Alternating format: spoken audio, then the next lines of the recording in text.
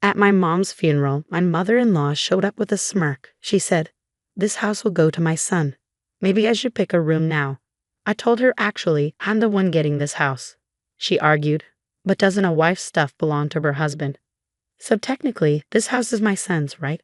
I sighed. She chirped, "Let's be friends now." I wasn't sure. "What do you mean?" She said, "I'll take over this room." I asked, "Are we living together then?" She said confidently, "Yes, that's the plan. This house is too good to be empty." I was still mourning, but my mother-in-law acted like nothing was wrong. "Why bring this up now? Can't you see I'm sad? This house is full of memories. It was built by my dad and cherished by my mom. I don't want my mother-in-law here, and my husband is letting it happen." To protect my beloved home, I took action before we moved in. I'm 42, work in an office, and thought I'd missed my chance at marriage. Then I met Michael, 4 years younger, through a friend, and we tied the knot. He's caring and values my input. "Where shall we honeymoon?" "You mentioned Europe, right?" I asked, "But you said you liked the Maldives." "Let's go there," he suggested. "My mom needs to stay with us. Dad's not well, and she's struggling alone," he explained. "I get it, but didn't we agree not to live with parents?" "You're right, I'll talk to her." My husband always indulges my wishes, which sometimes makes me feel guilty.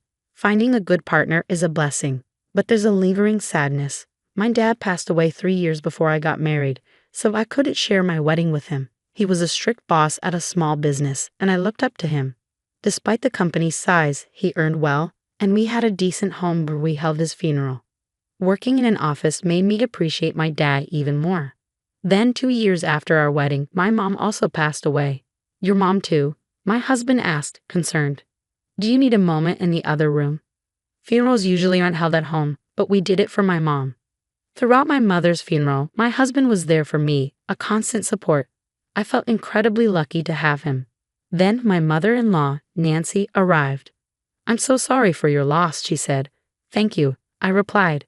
I hadn't spent much time with Nancy before, keeping a respectful distance, but during the funeral, I saw a different side of her. Afterward, Nancy approached me, which wasn't unusual, but her demeanor was strangely cheerful.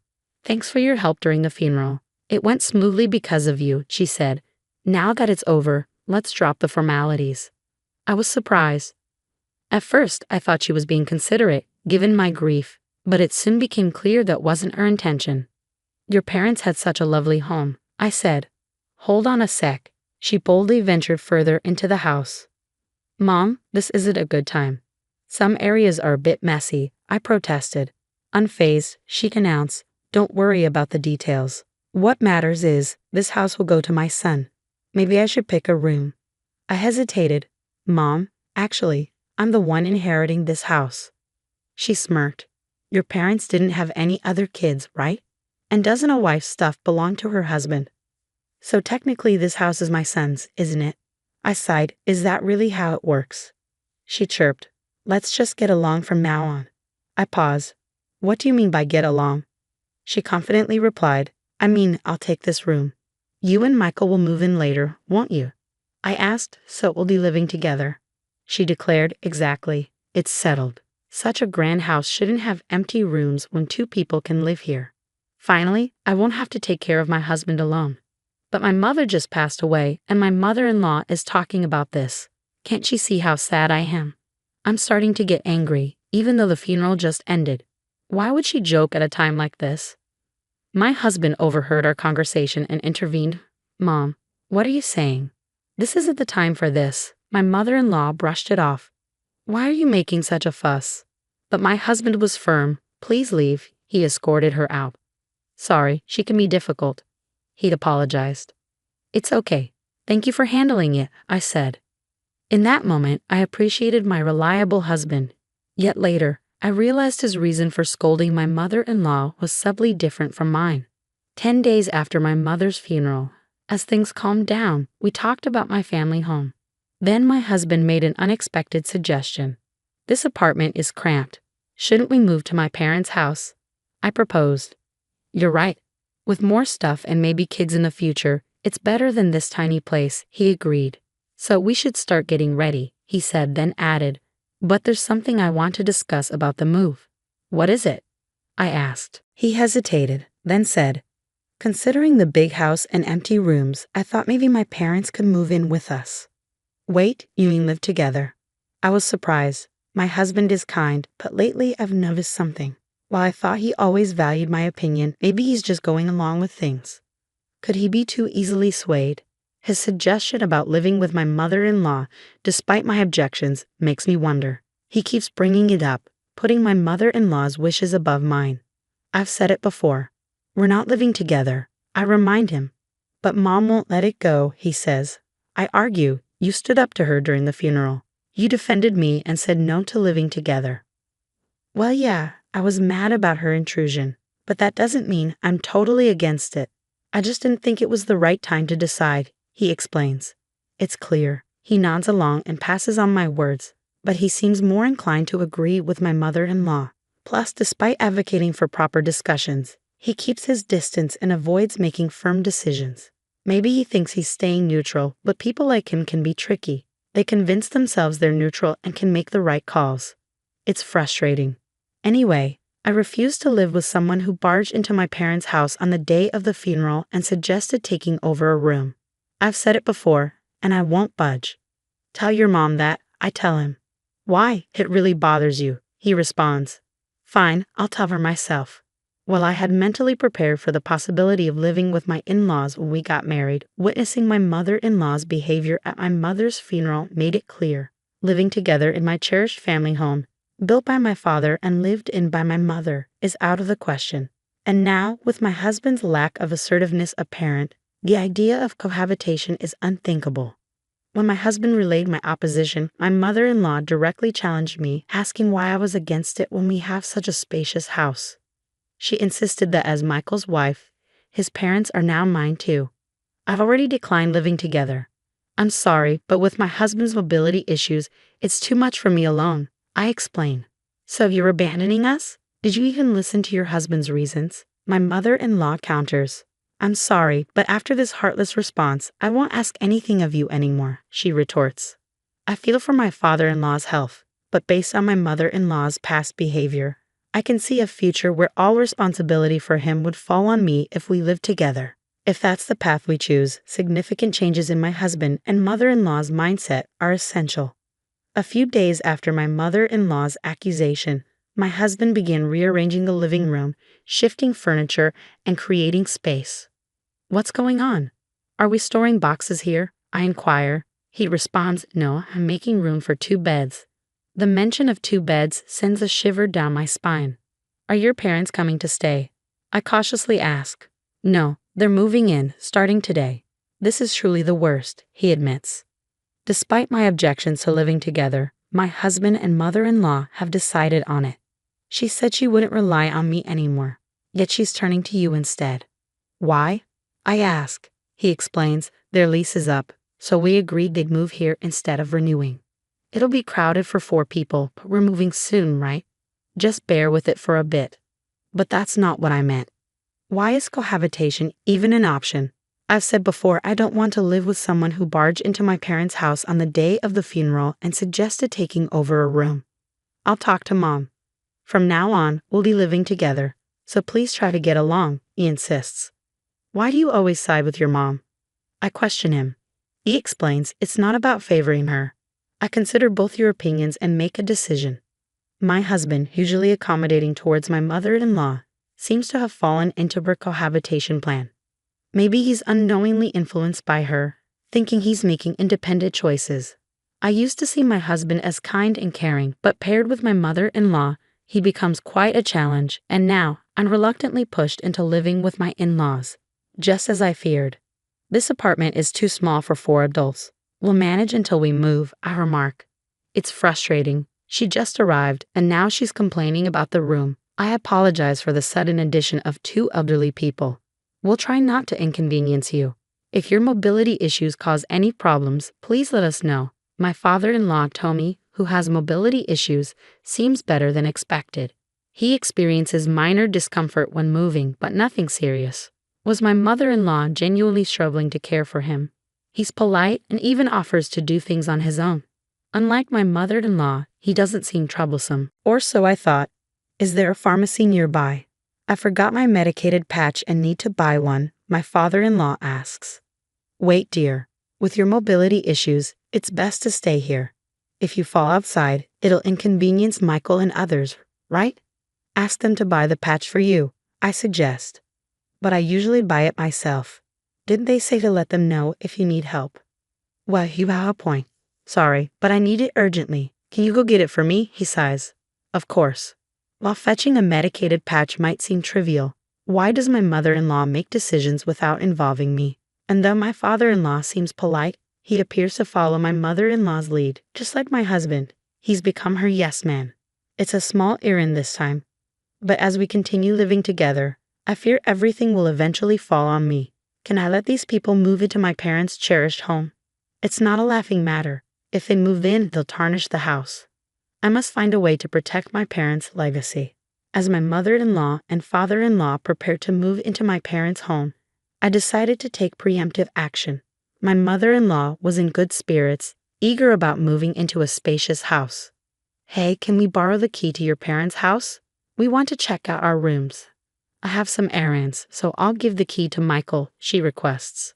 Michael, can you drop us off before heading home? We want to visit the storage room where we left our stuff. We need to measure furniture sizes, she adds. Sure thing. I'll take the key, I reply. Despite my mother-in-law's cheerful demeanor, there were no conflicts between us, and about 10 days passed uneventfully.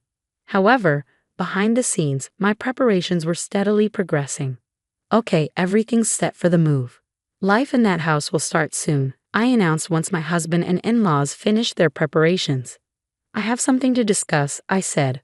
What is it? Spit it out, my husband urged. Is it about our move celebration plans? My mother-in-law wondered. No, we're not moving there, I clarified. What? What do you mean? She exclaimed. I handed over a document. This is my application to renounce my inheritance, I said. Renounce your inheritance? That's a joke, right? My husband protested. It's no joke. Look, it's officially approved by the court, I insisted. That house means a lot to me. I couldn't bear to see you living there, so I've decided to let it go, keeping it as a cherished memory in my heart, I explained. What madness possessed you? You could have sold it for money even if you were giving it up. Why abandon it? My mother-in-law scolded. Even if I sold it, you'd just rely on the money. I thought it'd be clearer if I had nothing, I reasoned.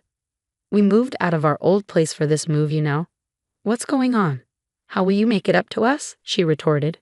I've always opposed living together, yet you forced it on me without proper discussion. So I had to take a stand. I stood firm. Upon hearing that I renounced my inheritance, both my husband and mother-in-law were stunned, their faces drained. They were speechless, their energy depleted. My father-in-law looked puzzled as he watched them. But I'm not backing down, Michael. I pressed on. I've been considering divorce. What do you think? Divorce? My husband stumbled over the word. Michael, you should divorce this absurd wife immediately, my mother-in-law chimed in. I had expected her immediate call for divorce. What I wanted to know was whether my husband could make his own decision at this crucial moment. If he yielded to my mother-in-law now, our future together would be even more challenging. Even being suddenly asked about divorce is troubling, Mom, my husband muttered. His response was pending, but my determination to go through with the divorce had solidified. Fine, divorce is the only option, my mother-in-law snapped. Michael, it's unavoidable. Your mom is adamant, my father-in-law intervened. Well, it seems you also want a divorce, and maybe that's for the best. Even in significant decisions, my husband and father-in-law remained yes-men to my mother-in-law. And now my husband's words made it seem like he was changing his mind for my sake. Very well, I declared. Let's proceed with the divorce. I'll move out with just the essentials. I spent the night at a budget hotel. The next day, I had urgent matters to attend to, so I took a half-day off work and went back to the courthouse. A few days later, my mother-in-law called me. What's this about the house becoming yours? She demanded. Why this sudden concern? Did you learn about it during the estate division process? I asked. Yes, that house is rightfully mine. You forged documents and deceived us, she accused. Why would I forge court documents? Those are genuine, I replied. Then why is the house going to you when you were supposed to renounce the inheritance? She pressed. After that, I withdrew the renunciation application. Renouncing an inheritance is complex. Once filed, it takes about a month to be accepted, during which it can be withdrawn. The documents I showed were from the application stage, not acceptance. I made you believe I had given up the house and mentioned divorce to see your reactions and plan my next steps. I hoped Michael would oppose divorce. But your mindset didn't change, I explained. So the house really becomes yours? Since it was acquired before the divorce, it's subject to property division, right? She inquired. In such cases, you two would split the proceeds from selling it. She tried to assert her claim. But I had prepared for this. If it were jointly acquired, it'd be shared property. But it's inherited, so it's exempt from division. Unfortunately, specific assets like this aren't eligible for division. I reiterated. Did you consult a lawyer when you found out the house would be mine? She asked. If Michael had paid off the house loan or covered renovation costs, those expenses might have been considered, but I assumed that didn't happen. I replied. What about the money Michael would get through property division? She pressed. We've only been married a short time, so there's not much. Maybe just the car, though it still has a loan on it. I explained. You're selfishly claiming the inheritance, aren't you, heartless? She accused. I'm protecting my parents' memories. I don't want people like you in their home. If you have further complaints, consult a lawyer, I responded firmly. After the call, divorce proceedings went smoothly. Presumably, she urged my husband to divorce me promptly. Regardless, the divorce was finalized, and I no longer had to deal with my in-laws. I felt relieved, as if I'd safeguarded my father's home. After I moved out, my former in-laws stayed in the apartment my ex-husband and I used to share.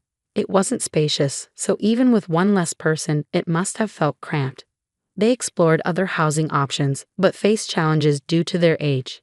Eventually, my ex-husband rented a smaller single-family home for them to live in together. Though smaller, it's still a house, so the rent is likely higher than for the apartment. He'll need to support them going forward.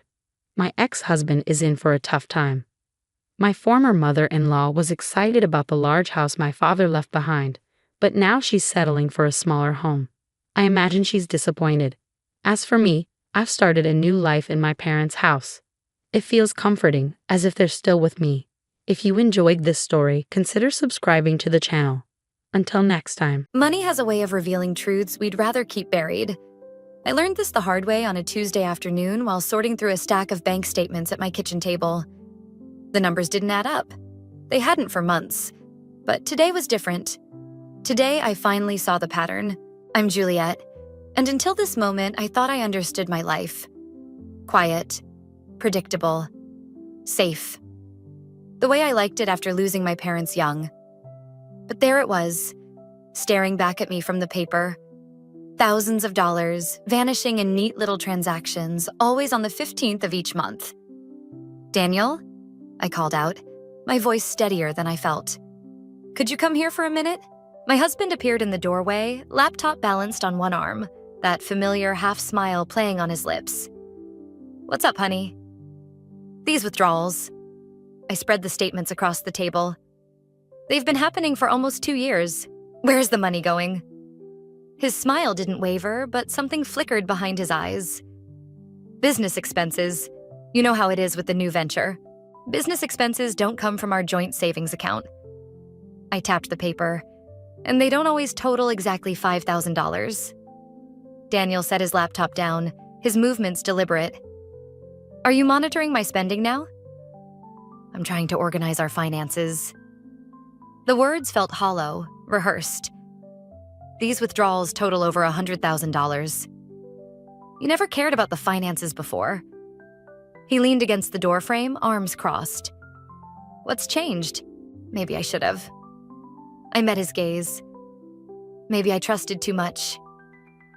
He laughed, but it wasn't the warm sound I'd grown to love over our 7 years together.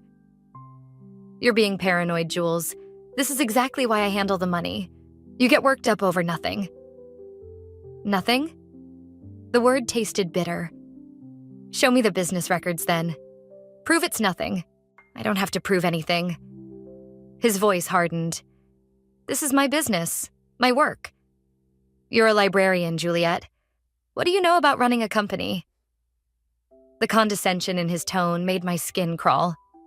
I thought of all the times he'd dismissed my concerns, wrapped them up in pretty explanations that never quite made sense. Your parents know about these withdrawals? His face changed then, something ugly flashing across it. Leave them out of this. My parents have nothing to do with our marriage. Funny how they always seem to be involved in everything else. I stood up, gathering the statements. Especially when it comes to money. Daniel crossed the room in 3 quick strides, snatching the papers from my hands. Enough. I won't stand here and be accused by my own wife. This conversation is over. No, I said quietly. I don't think it is. He turned back, his expression dangerous. What's that supposed to mean? It means I'm calling Vanessa Brooks tomorrow. I watched his face pale slightly at the lawyer's name. I think it's time I understood exactly what's happening to our money. You're being ridiculous. He crumpled the statements in his fist. This isn't like you, Jules. You're acting crazy. Maybe the crazy thing was trusting you blindly for so long. I moved toward the door, but he blocked my path. Where are you going? To Mia's. I grabbed my purse from the counter.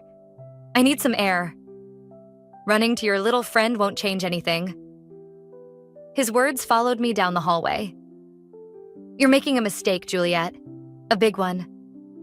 I paused at the front door, my hand on the knob. The mistake was thinking you'd ever tell me the truth. As I walked to my car, my phone buzzed. A text from Evelyn, my mother-in-law. Daniel says you're upset about something. Come over for tea tomorrow. We'll sort this out as a family. I deleted the message without responding. Family. Such a simple word for such a complicated web of lies. But they didn't know what I'd discovered yet. The second account. The one Daniel thought I'd never find. Tomorrow would change everything. I just had to be ready for what that meant.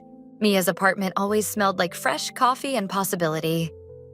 She poured me a cup while I spread the bank statements across her kitchen counter, my hands still shaking from the confrontation with Daniel. These transactions, she said, tapping the paper with a manicured nail. They're not just random withdrawals. Look at the pattern. I leaned closer. Mia had been an accountant before switching to library work, and her eye for detail was sharper than mine.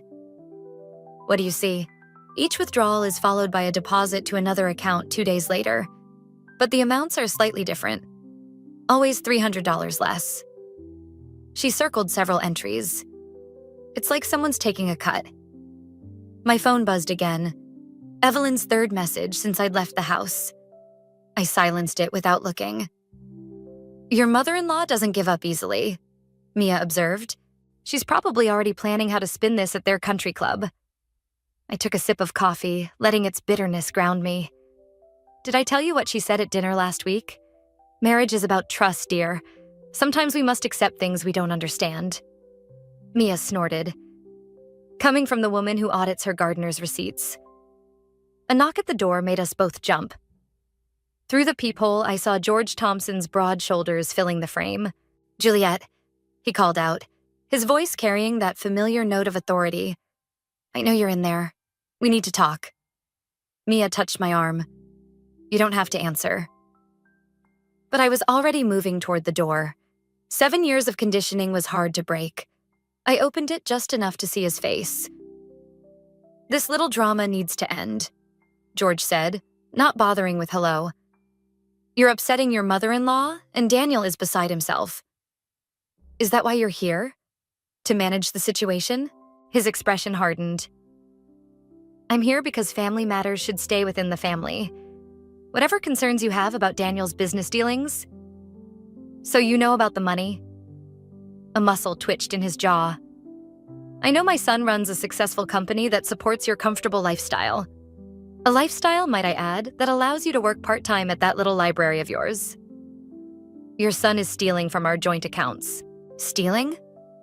He laughed, but his eyes remained cold. You can't steal what's already yours.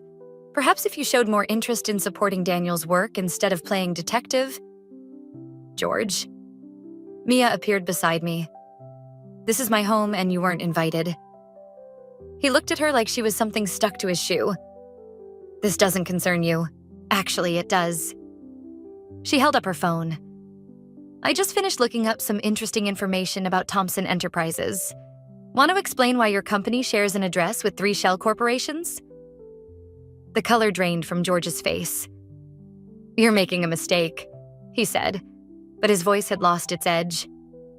"Both of you." "The mistake," I said quietly, "was thinking I could trust any of you." After he left, Mia pulled up more records on her laptop.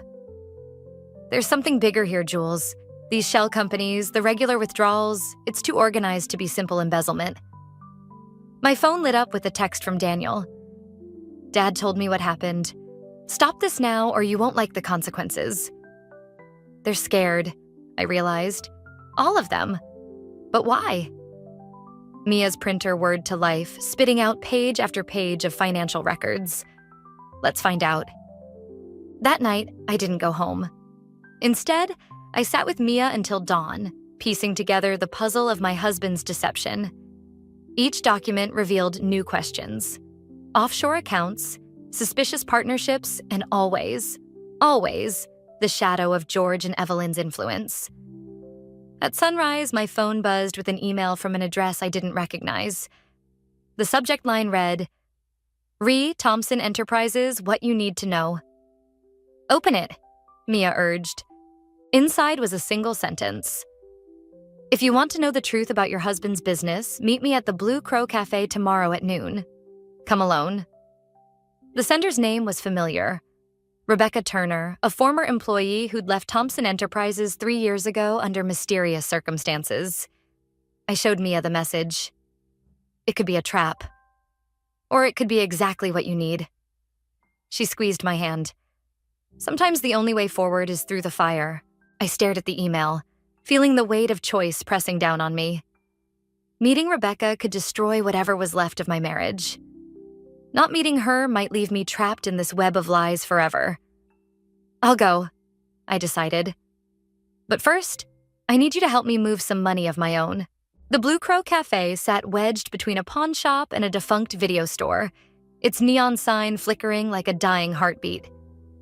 Rebecca Turner hadn't changed much in 3 years. Same sharp features, same watchful eyes. She nursed a coffee gone cold, her fingers drumming against the ceramic. "I wondered how long it would take you to notice," she said as I slid into the booth.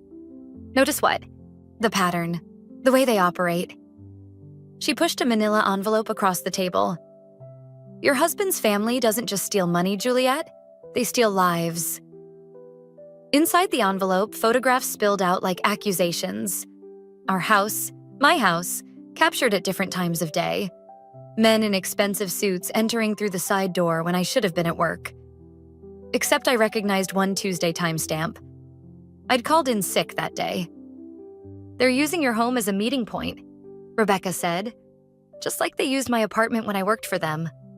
The difference is I figured it out faster." My coffee arrived, but the smell turned my stomach. "Why didn't you go to the police?" "With what? Photographs of rich men entering a private residence?" Her laugh was hollow. "The Thompsons own half this town, including most of the police force. Why do you think I left?" "You didn't leave." The realization hit like ice water. "They forced you out." She pulled up her sleeve, revealing a thin scar running from wrist to elbow. "Daniel has a temper when things don't go his way. Something tells me you've started to notice that too." My phone buzzed. "Daniel." "Where are you? Mother's waiting for lunch." "Don't answer," Rebecca warned. "The moment they know you're with me," the cafe's door chimed. George Thompson's familiar silhouette filled the entrance, and behind him, 2 men I'd seen in the photographs. "Juliet." George's voice carried across the room like a threat. "This is disappointing." Rebecca was already moving, sliding out of the booth. "Back door. Now." We made it 3 steps before one of the men blocked our path. "Miss Turner," he said, "this is a private family matter. Everything's private with the Thompsons," she spat, "until someone ends up dead." The cafe had gone silent, other patrons suddenly fascinated by their meals. George approached slowly, hands raised like he was calming a spooked animal. "Whatever she's told you," he said to me, "remember who your family is." Family? The word tasted like poison. "Is that what you call this? Your husband is worried sick. Come home, let's discuss this properly." "Like you discuss things with Rebecca?" His expression hardened. "That situation was unfortunate." "That situation was attempted murder," Rebecca cut in. "Tell her, George. Tell her about the insurance policy Daniel took out on her 6 months ago." The world tilted sideways. I grabbed the nearest table for support, photographs scattering across the floor. One landed face up. Daniel shaking hands with a man I recognized from the local news. A businessman recently found dead in his car. Enough. George snapped his fingers and the men moved forward. "This ends now." What happened next blurred like a fever dream. Rebecca's elbow connecting with a jaw. My purse spilling, bank statements flying. The back door slamming open to reveal Mia with her phone raised, recording everything. "Touch either of them," she announced, "and this goes live to every news outlet in the state." George froze, calculation replacing anger. "You have no idea what you're involving yourself in." "Actually," Mia's smile was razor sharp, "we have exactly the right idea. Why else would you be here?" We backed toward the door, Rebecca's hand tight around my wrist. "The insurance policy," she whispered. "That's your proof. Start there." George called after us. "Daniel won't forgive this betrayal." I turned back one last time, seeing him clearly for the first time. Not a powerful patriarch, but a desperate man trying to hold his empire together. "Good," I said. "Neither will I." In Mia's car, speeding toward the lawyer's office, Rebecca finally spoke again. "They'll come after all of us now. Let them." I clutched the envelope of photographs, my hands steady for the first time in days. I'm done being afraid. My phone lit up with a text from Daniel. "Whatever you think you know, you're wrong. Come home now or I can't protect you anymore." I typed back 6 words that would change everything. "I don't need your protection. I quit." Then I turned off my phone, watching my old life disappear in the rearview mirror. Vanessa Brooks's office felt too small for the weight of Rebecca's evidence. The lawyer spread the photographs across her desk, each one a nail in Daniel's coffin. My hands wouldn't stop shaking, even after my 3rd cup of coffee. "Life insurance policies don't lie," Vanessa said, tapping the document. $2 million payable to Daniel Thompson in the event of your death, taken out 6 months ago without your knowledge or consent. Mia's hand found mine under the table. "That's fraud, right? That's attempted murder waiting to happen." Rebecca leaned forward. "Just like the businessman in the photos. Thompson Enterprises insured him for $5 million 3 weeks before his accident."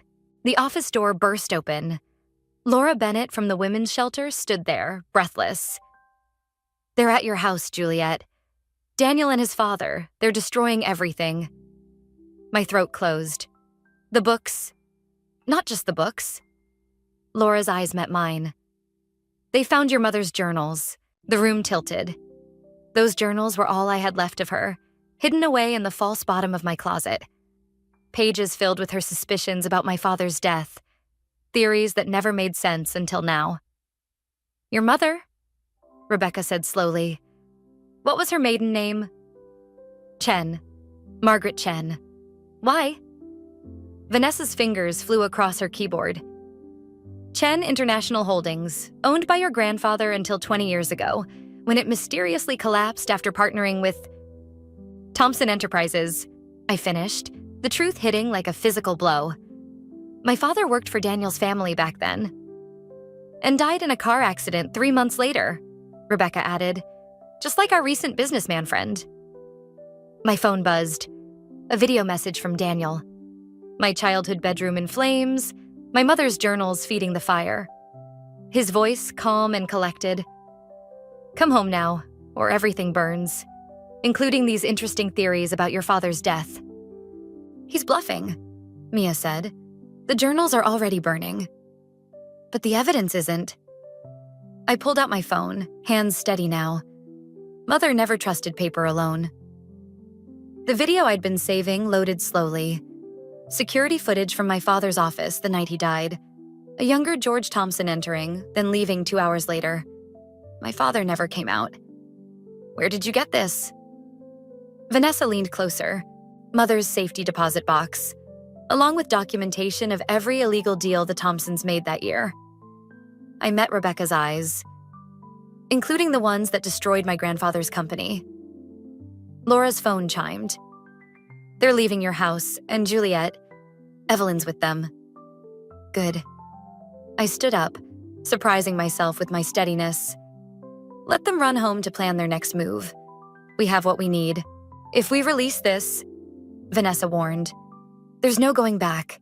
They'll come at you with everything they have. They already killed my father, tried to kill Rebecca, planned to kill me.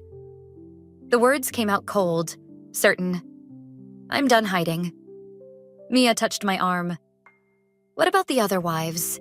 The other accidents? That's why we're not going to the police. I pulled out my laptop. We're going to every major news outlet simultaneously. Let the court of public opinion do what the justice system won't. They'll deny everything, Rebecca said. Let them. Mother kept receipts. 20 years of detailed records waiting for someone to finally use them. My phone buzzed again. Evelyn this time. Whatever you're planning, remember that family protects family. I typed back, yes, they do. The irony wasn't lost on me. The Thompsons had destroyed my family trying to protect their empire. Now I would destroy their empire trying to protect other families from their reach. Send everything, I told Vanessa. Every photo, every document, every video. Let them burn like my mother's journals. And Daniel? Laura asked softly. I thought of our wedding day, how sincere his vows had seemed, how carefully he'd hidden the monster behind the mask. Let him learn what it feels like to lose everything he loves. The news would break tomorrow. By noon, Thompson Enterprises would be trending for all the wrong reasons. By evening, their carefully constructed world would begin to crumble. You'll need protection, Vanessa said. Once this hits, I know. I closed my laptop. That's why we're not finished yet. Mother left me one more gift to unwrap. Rebecca raised an eyebrow. What kind of gift? The kind that makes sure the Thompsons can never hurt another family again. I stood up. Who's ready for phase 2? The inheritance letter arrived on a Thursday, 3 days after the news broke about Thompson Enterprises. I stared at the number, $8 million, while Vanessa explained the details. My great-aunt Claire, someone I'd never met, had left me everything. The timing is suspicious, Mia said, pacing behind my chair. It's not suspicious. Rebecca's voice cut through the tension. It's calculated. Check the executor's name. Margaret Chen. My mother. That's impossible, I whispered. She died 5 years ago. The trust was established 15 years ago, Vanessa explained, with specific instructions not to release the funds until certain conditions were met. My phone lit up with Daniel's face. His 5th call since the story broke about Thompson Enterprises' connection to 3 suspicious deaths. I let it ring. What conditions? I asked. Marriage to a Thompson. Vanessa slid another document across her desk. And evidence of criminal activity within the family business. The office door opened. Laura stepped in, her face ashen. They're moving assets, fast. Daniel just cleared out your joint accounts and listed your house for sale. My hands curled into fists. He can't sell the house without my signature. He can with this. Laura held up a document. My signature, perfectly forged, dated 3 days ago. The room spun. Everything I'd thought I was achieving. Every step ahead I believed I'd taken. It had all been part of someone else's plan. My mother's plan. There's more, Rebecca said quietly. The business that collapsed 20 years ago? Your grandfather's company? It didn't just fall apart. It was systematically dismantled by the Thompsons piece by piece using inside information from my father, I finished. Before they killed him. My phone buzzed again. Evelyn. The inheritance belongs to the family. Daniel is your husband. Don't force us to take legal action. A laugh bubbled up, bitter and sharp. They think they can threaten me into handling over the money. They can try, Vanessa said. But your mother was thorough. The trust has one final condition. All assets are forfeit if you remain married to Daniel Thompson. The pieces clicked into place. My mother hadn't just left me money, she'd left me a weapon. How long? I asked. To divorce him? 30 days from receiving the inheritance notification. After that, the money goes to a women's shelter building fund. My phone chimed with an email. Security footage from my house. Daniel and George carrying boxes of documents to their car. In the background, Evelyn supervised as movers loaded my furniture. They're not just taking documents, Mia observed. They're erasing you. Something inside me shifted, a final thread of restraint snapping. Show me the trust documents. All of them. Vanessa hesitated. There's a reason your mother waited until now. Once you see everything, I need to know. She unlocked her bottom drawer and withdrew a thick file. Inside, photos spanned decades. The Thompsons systematically destroying families, arranging accidents, forging documents. My father's death had been just one link in a long chain. Claire wasn't really your aunt, Rebecca said softly. She was your mother's friend, one of the first to notice the pattern of suspicious deaths around Thompson Enterprises. My phone lit up one last time. Daniel had sent a video. My childhood photos burning in the backyard fire pit. His voice calm as ever. Come home now, and maybe we can save what matters. I watched the flames consume my past, feeling strangely peaceful. He thinks he's punishing me. Isn't he? Laura asked. No.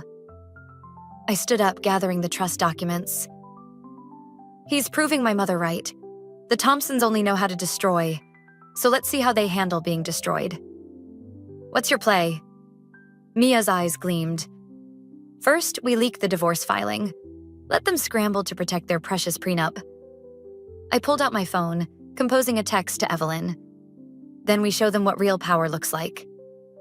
They'll retaliate, Vanessa warned. Good. I hit send on the text. Thank you for making this easy. See you in court. The response came instantly. Don't do this, Juliet. Family protects family. I thought of my mother spending 15 years orchestrating this moment from beyond the grave. Of my father, trying to expose the truth until it killed him. Of Claire, sacrificing her fortune to give me the means to finish what they started. You're right, Evelyn, I whispered to myself. Family does protect family, and my family has been protecting me all along. The Thompson Enterprises board meeting wasn't just being live-streamed, it was trending. I watched from Mia's laptop as Daniel stood at the podium, his carefully crafted mask finally cracking. These allegations are baseless, he insisted, but his voice wavered. Behind him, George gripped the back of his chair, knuckles white. My wife is experiencing a mental breakdown. Your wife, Rebecca's voice cut through the room as she stood, has provided documentation of 3 suspicious deaths connected to Thompson insurance policies. She turned to face the shareholders. And there are more. The room erupted. I clicked through the other feeds, local news, social media, business channels. The story was everywhere. Daniel's face, George's crimes, Evelyn's complicity. 20 years of carefully hidden secrets, exposed in 20 minutes. My phone buzzed. Laura. They're at the shelter, armed. The world tilted sideways. The women's shelter, where we'd hidden the original documents, where 3 of Daniel's other victims were staying, where Laura was supposed to be safe. They're desperate, Mia said, grabbing her keys. They know they're losing everything. Not everything. My voice sounded distant, even to myself. Not yet. We were 3 blocks away when the first gunshot echoed. Police sirens wailed in the distance, too far to help. Through the shelter's windows, I caught glimpses of movement. Laura and the others huddled in the back office, Daniel's men searching room by room. The safe room, I whispered. If they can make it to the basement, another shot. Glass shattered somewhere inside. Juliet, wait. But I was already moving, using my key to slip through the side entrance. The shelter's hallway stretched dark and endless. Voices drifted from above. Daniel's men coordinating their search. In the distance, Laura's office door stood ajar, a thin trail of blood leading inside. My phone lit up silently. Daniel, did you think I wouldn't find them? That I'd let you destroy everything my family built? A floorboard creaked behind me. I turned to find Evelyn, her designer dress incongruous in the shelter's dim light. I tried to warn you, she said softly. Family protects family. Like you protected those other wives? The ones who discovered too much? Something flickered across her face. Doubt, maybe even guilt. We did what was necessary. So am I. Footsteps thundered down the stairs. Daniel appeared, flanked by two men I recognized from the photographs. His eyes were wild, his perfect composure shattered. The documents, he demanded. Where are they? Gone. I met his gaze steadily. Everything's already uploaded. Every death, every fraud, every cover-up. Your father's signature on my father's murder. Your signature on Rebecca's attack. You're lying. Check your phone. He did. The color drained from his face as notifications flooded in. News alerts, messages, his carefully constructed world imploding in real time. You could have had everything, he whispered. We could have given you the perfect life. Perfect? I laughed, the sound sharp and bitter. You killed my father. Planned to kill me. That was your idea of perfect? Daniel. Evelyn's voice shook. The police. Shut up, Mother. He raised the gun, his hand trembling slightly. This ends now. Time slowed. I saw my mother's journals burning, my father's last security footage, Rebecca's scar. 20 years of Thompson family secrets, built on broken lives and stolen futures. You're right, I said. It does. The basement door burst open. Laura emerged with the other women, phones raised, live streaming everything. Behind them, Mia and Rebecca blocked the exit, ensuring no one could escape. Say hello to your shareholders, Daniel, I whispered. They're watching. His finger tightened on the trigger. In that moment, I saw what my mother must have seen all those years ago. The rot at the heart of the Thompson family, the darkness they'd tried to hide behind wealth and power. The gun wavered. Sirens grew closer. Daniel, please, Evelyn begged. Don't. The shot rang out, deafening in the narrow hallway. But it wasn't Daniel who fired. George Thompson stood at the top of the stairs, his own gun smoking. No one, he said calmly. Threatens my family. I felt the impact before the pain. My mother's final gift, the truth that would destroy them all, still clutched in my hand as the world faded to black. The last thing I heard was Evelyn's scream. Not for me, but for what she finally understood. Their perfect family was built on nothing but lies, and now those lies would bury them all. The hospital lights flickered overhead as I woke to find Evelyn Thompson sitting beside my bed. Her perfect posture remained, but her eyes held something I'd never seen before. Fear. George always was the true monster, she said quietly. I just pretended not to see it. My shoulder throbbed where the bullet had struck. Through the window, I could see police lights still flashing in the parking lot. Where's Daniel? In custody, along with his father. She placed a manila envelope on my lap. These belong to your mother. I've kept them hidden for 20 years. My hands trembled as I opened it. Inside, photographs showed a younger Evelyn with my mother, smiling, close. Friends. You knew, I whispered. All this time, you knew what they did to my father. I thought I was protecting my family. Her voice cracked. But I was just protecting their crimes. The door opened. Rebecca and Mia entered, followed by Laura, her arm bandaged but standing tall. The footage is everywhere, Mia said. George's confession, Daniel's threats, everything.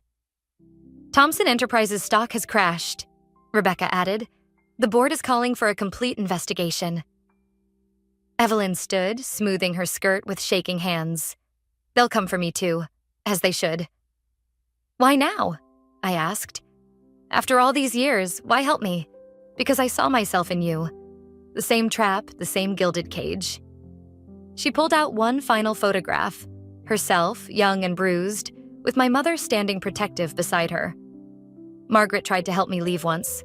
I chose fear instead. Chose to become what I feared. The hospital room door burst open. Daniel stood there, handcuffed, flanked by officers. His eyes were wild, his carefully maintained facade shattered completely. Mother, he snarled. What have you done? What I should have done 20 years ago. She turned to face him fully. Your father didn't just kill James Moore. He killed part of me too, and I let him. Everything I did for this family. No. Her voice was steel. Everything you did for power, just like your father. I watched them, mother and son, their perfect world crumbling. Through the window, I could see George being led to a separate police car, his empire collapsing in real time. The insurance policy, I said quietly. Was that your idea or his? Daniel's face contorted. You were supposed to be grateful. We gave you everything. You gave me lies, just like you gave my mother lies, like you gave every woman you destroyed lies. Daniel Thompson. One officer stepped forward. You're being charged with conspiracy to commit murder, fraud. The charges continued, each one a nail in the coffin of the Thompson legacy. But Daniel's eyes never left mine. I loved you, he whispered. No. I met his gaze steadily. You loved controlling me. There's a difference. As they led him away, Evelyn placed one last thing on my bed. A key. To the lake house safe, she said. Everything's there. Every crime, every victim, every cover-up. Use it wisely. They'll arrest you too. Good. She straightened her shoulders. Maybe prison will be more honest than the cage I built for myself. After she left, Laura sat beside me. Your mother would be proud. Would she? I touched the photographs, these pieces of a past I never fully understood. All this revenge, all this pain. This isn't just revenge, Mia interrupted. This is justice. For your parents, for Rebecca, for all of them. My phone lit up with news alerts. Thompson Enterprises stock in freefall, investigations opening, victims coming forward. 20 years of carefully hidden crimes exposed in a single day. What now? Rebecca asked softly. I looked at the key Evelyn had left, thinking of all the evidence waiting to be uncovered. Of all the other families like mine, waiting for truth, for justice. Now, I said, we make sure this never happens to anyone else. Through the window, I watched the police cars pull away, taking with them the remains of the Thompson Empire. In the end, it wasn't my revenge that destroyed them. It was their own lies, finally dragged into the light. Mother had known this would happen, had planned for it, waited for it, ensured I would be ready when the moment came. In destroying the Thompsons, I had fulfilled not just my vengeance, but her justice. The lake house key felt heavy in my palm as I stood before the iron safe. Behind me, Laura and Rebecca documented each piece of evidence we uncovered, while Mia photographed everything. 20 years of Thompson family secrets, preserved in perfect order. Your mother's handwriting, Vanessa said, holding up a leather journal. She documented everything, even after they threatened her. The final trial date was set for next week. Daniel, George, and their conspirators would face justice in a courtroom packed with their victims. But here, in this moment, I found something else. Understanding. There's a letter for you, Mia said softly, holding out a yellowed envelope. Dated the day before your mother died. My hands didn't shake as I opened it. They hadn't shaken since the hospital. My dearest Juliet, I read aloud. By the time you find this, you'll understand why revenge wasn't enough. The Thompsons destroy families. It's what they do. But we protect them. It's what we've always done. Rebecca touched the scar on her arm. She knew this day would come. She planned for it. Laura added, gesturing to the meticulous files. Every victim, every crime, every connection. She made sure nothing could be buried again. The safe's final compartment contained a single photograph. My mother with Claire, standing before a building I recognized. The women's shelter where everything had ended and begun. The property deed's in your name, Vanessa said, reviewing the documents. Claire bought it years ago, left it in trust. Your mother's final note says, "Some legacies are built on lies," I finished, remembering the words from my childhood. Others on truth. Choose wisely. My phone buzzed. A message from Evelyn's lawyer. She'd agreed to testify against George and Daniel in exchange for a reduced sentence. Her statement began with an apology to my mother. The shelter needs renovation, Laura said carefully. And there are more women coming forward every day looking for help. I studied the photograph again. My mother and Claire hadn't just left me money or evidence, they'd left me purpose. Start the paperwork, I told Vanessa. The inheritance, the property, everything, it goes to establishing a foundation for families destroyed by men like the Thompsons. And Daniel? Mia asked. The newspaper on the table showed his latest court appearance. He looked small now, ordinary. The monster who'd haunted my life reduced to a man in handcuffs. He can live with the truth, I said. It's a harsher sentence than any court could give him. Rebecca picked up another file. There are other companies like Thompson Enterprises, other families hiding similar secrets. Then we'll find them. The certainty in my voice surprised even me. That's what Mother would have wanted. Not just revenge, revolution. The lake house windows reflected the setting sun, painting the room in shades of amber and shadow. In that light, I could almost see my mother standing there, planning this moment, ensuring her daughter would have the strength to finish what she started. The contractors can start Monday, Laura said, already making calls. We'll need offices, counseling spaces, security systems. And a library, I added, thinking of all the stories yet to be told. Every shelter needs a library. The last document in the safe wasn't evidence or legal papers. It was a simple note in my mother's hand. Remember, darling, the strongest walls aren't built with stone, but with truth. Build something that lasts. Outside, Mia's camera captured the final rays of sunlight striking the lake. Soon, this peaceful place would transform into a sanctuary for others like us. Survivors turning their pain into power. Ready? Rebecca asked, holding the last box of evidence. I locked the empty safe, pocketing both keys, the iron one from Evelyn and the golden one my mother had left behind.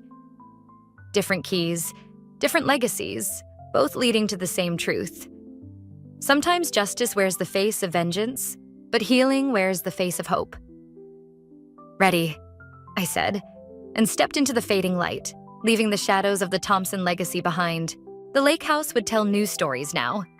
Stories of women rising from ashes, of families rebuilding from ruins, of truth emerging from darkness. My story, our story, was just the beginning. The phone vibrated against my thigh, a message notification lighting up the screen. Another work crisis, probably. I shifted on the hospital chair, careful not to wake Mom, who'd finally drifted off after her physical therapy session. The message preview showed an unknown number, and beneath it, an image thumbnail that made my stomach drop. I opened it. The photo showed Mark, my husband of 23 years, with his arm wrapped around Jessica Chen's waist. They were at what looked like a hotel bar, her head tilted back in laughter, his lips pressed against her neck. The timestamp read 9:47 p.m. last night, when he told me he was working late on the River Heights development project. My name is Cecilia, and until this moment, I thought I knew what betrayal felt like. You deserve to know. He's planning to leave you for her. The message beneath the photo was stark, unsigned. The steady beep of Mom's heart monitor filled the silence as I stared at the screen, my hands trembling. I zoomed in on the image, searching for signs of manipulation, desperate to find evidence that this was some cruel joke. But the details were crisp, undeniable: the familiar gray suit he'd worn to work yesterday, Jessica's signature red lipstick, the genuine intimacy of their embrace. "Mom?" I whispered, needing someone to talk to, even though I knew she couldn't respond properly since her stroke. Her eyes remained closed, face peaceful in sleep, unaware of how my world was crumbling. My phone buzzed again. "Mark, meeting running late. Don't wait up." I typed and deleted responses 5 times before settling on, "Everything okay?" "Just busy. Jessica and I are finalizing the investor presentation." Jessica and I. The casual mention of her name made bile rise in my throat. I wanted to vomit, to scream, to forward him the damning photo. Instead, I wrote, "Okay. Love you." He didn't reply. A nurse entered, checking Mom's vitals. "Mrs. Walker, you should head home, get some rest. We'll take good care of your mother tonight." I nodded, gathering my things on autopilot. The drive home was a blur of street lights and racing thoughts. 23 years of marriage. A son in college. A life built together, brick by brick. And now this. The house was dark when I arrived. I stood in our kitchen, surrounded by the evidence of our shared life: family photos on the fridge, the coffee maker Mark had given me for Christmas, the calendar marked with our upcoming anniversary dinner. My phone buzzed. A text from Liam, our son. "Everything okay, Mom? You usually call on Thursdays." God, Liam. How would this affect him? I pressed my palms against the cool granite countertop, steadying myself. "Just tired, sweetie. How's classes?" "Good. Dad sent me extra money for books yesterday. Pretty generous, like $2,000. Weird timing since semester just started, but I'm not complaining." $2,000. The number hit me like a physical blow. I opened our joint account app, scrolling through recent transactions. There it was, not just the transfer to Liam, but a pattern of large withdrawals over the past 3 months. Money being moved to accounts I couldn't access. He wasn't just having an affair. He was preparing for something bigger. The garage door hummed to life, and headlights swept across the kitchen windows. Mark was home. I quickly closed the banking app and wiped my eyes, wondering if he'd be able to see the devastation on my face, wondering if he'd even care enough to look. The door opened, and his footsteps approached. I gripped the counter harder, my wedding ring pressing painfully into my finger. "Hey," he said, dropping his keys on the counter. "You're up late." I turned to face him, studying the man I thought I knew. "How was your meeting?" He loosened his tie, not quite meeting my eyes. "Productive. We're making good progress." "I bet you are," I thought, watching him pour himself a glass of water, acting like everything was normal.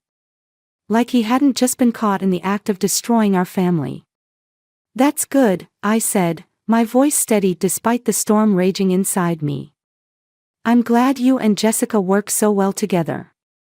He paused, just for a fraction of a second, before responding. "Yeah, she's good at what she does." I smiled, tasting blood where I'd bitten the inside of my cheek. "I'm sure she is." 3 days of watching, waiting, pretending. Every morning I kiss Mark goodbye like nothing's changed. Every night I lie beside him, counting his breaths, wondering if he dreams of her. The space between us grows wider with each passing hour. Rachel stirs her coffee, watching me from across the cafe table. "Have you confronted him about the photo? What's the point?" My fingers trace the rim of my untouched latte. "He'll deny it, like he denies everything else." "You need proof, Cecilia. Real proof, not just a photo from an anonymous source." I pull out my phone, opening the banking app. "Look at this. 3 separate transfers last month, $50,000 each. The money's going somewhere, and it's not just to Liam anymore. Rachel leans forward, squinting at the screen. Jesus. That's not pocket change. And there's more. I swipe through my photo gallery, showing her pictures I've taken of Mark's recent credit card statements. Hotel charges. Expensive restaurants. All on days he claimed to be working late. With Jessica. Who else? The bitterness in my voice surprises even me. She's 28, Rachel. 28. I was managing diapers and midnight feedings at her age. My phone buzzes. It's the hospital. Mom's having a difficult morning.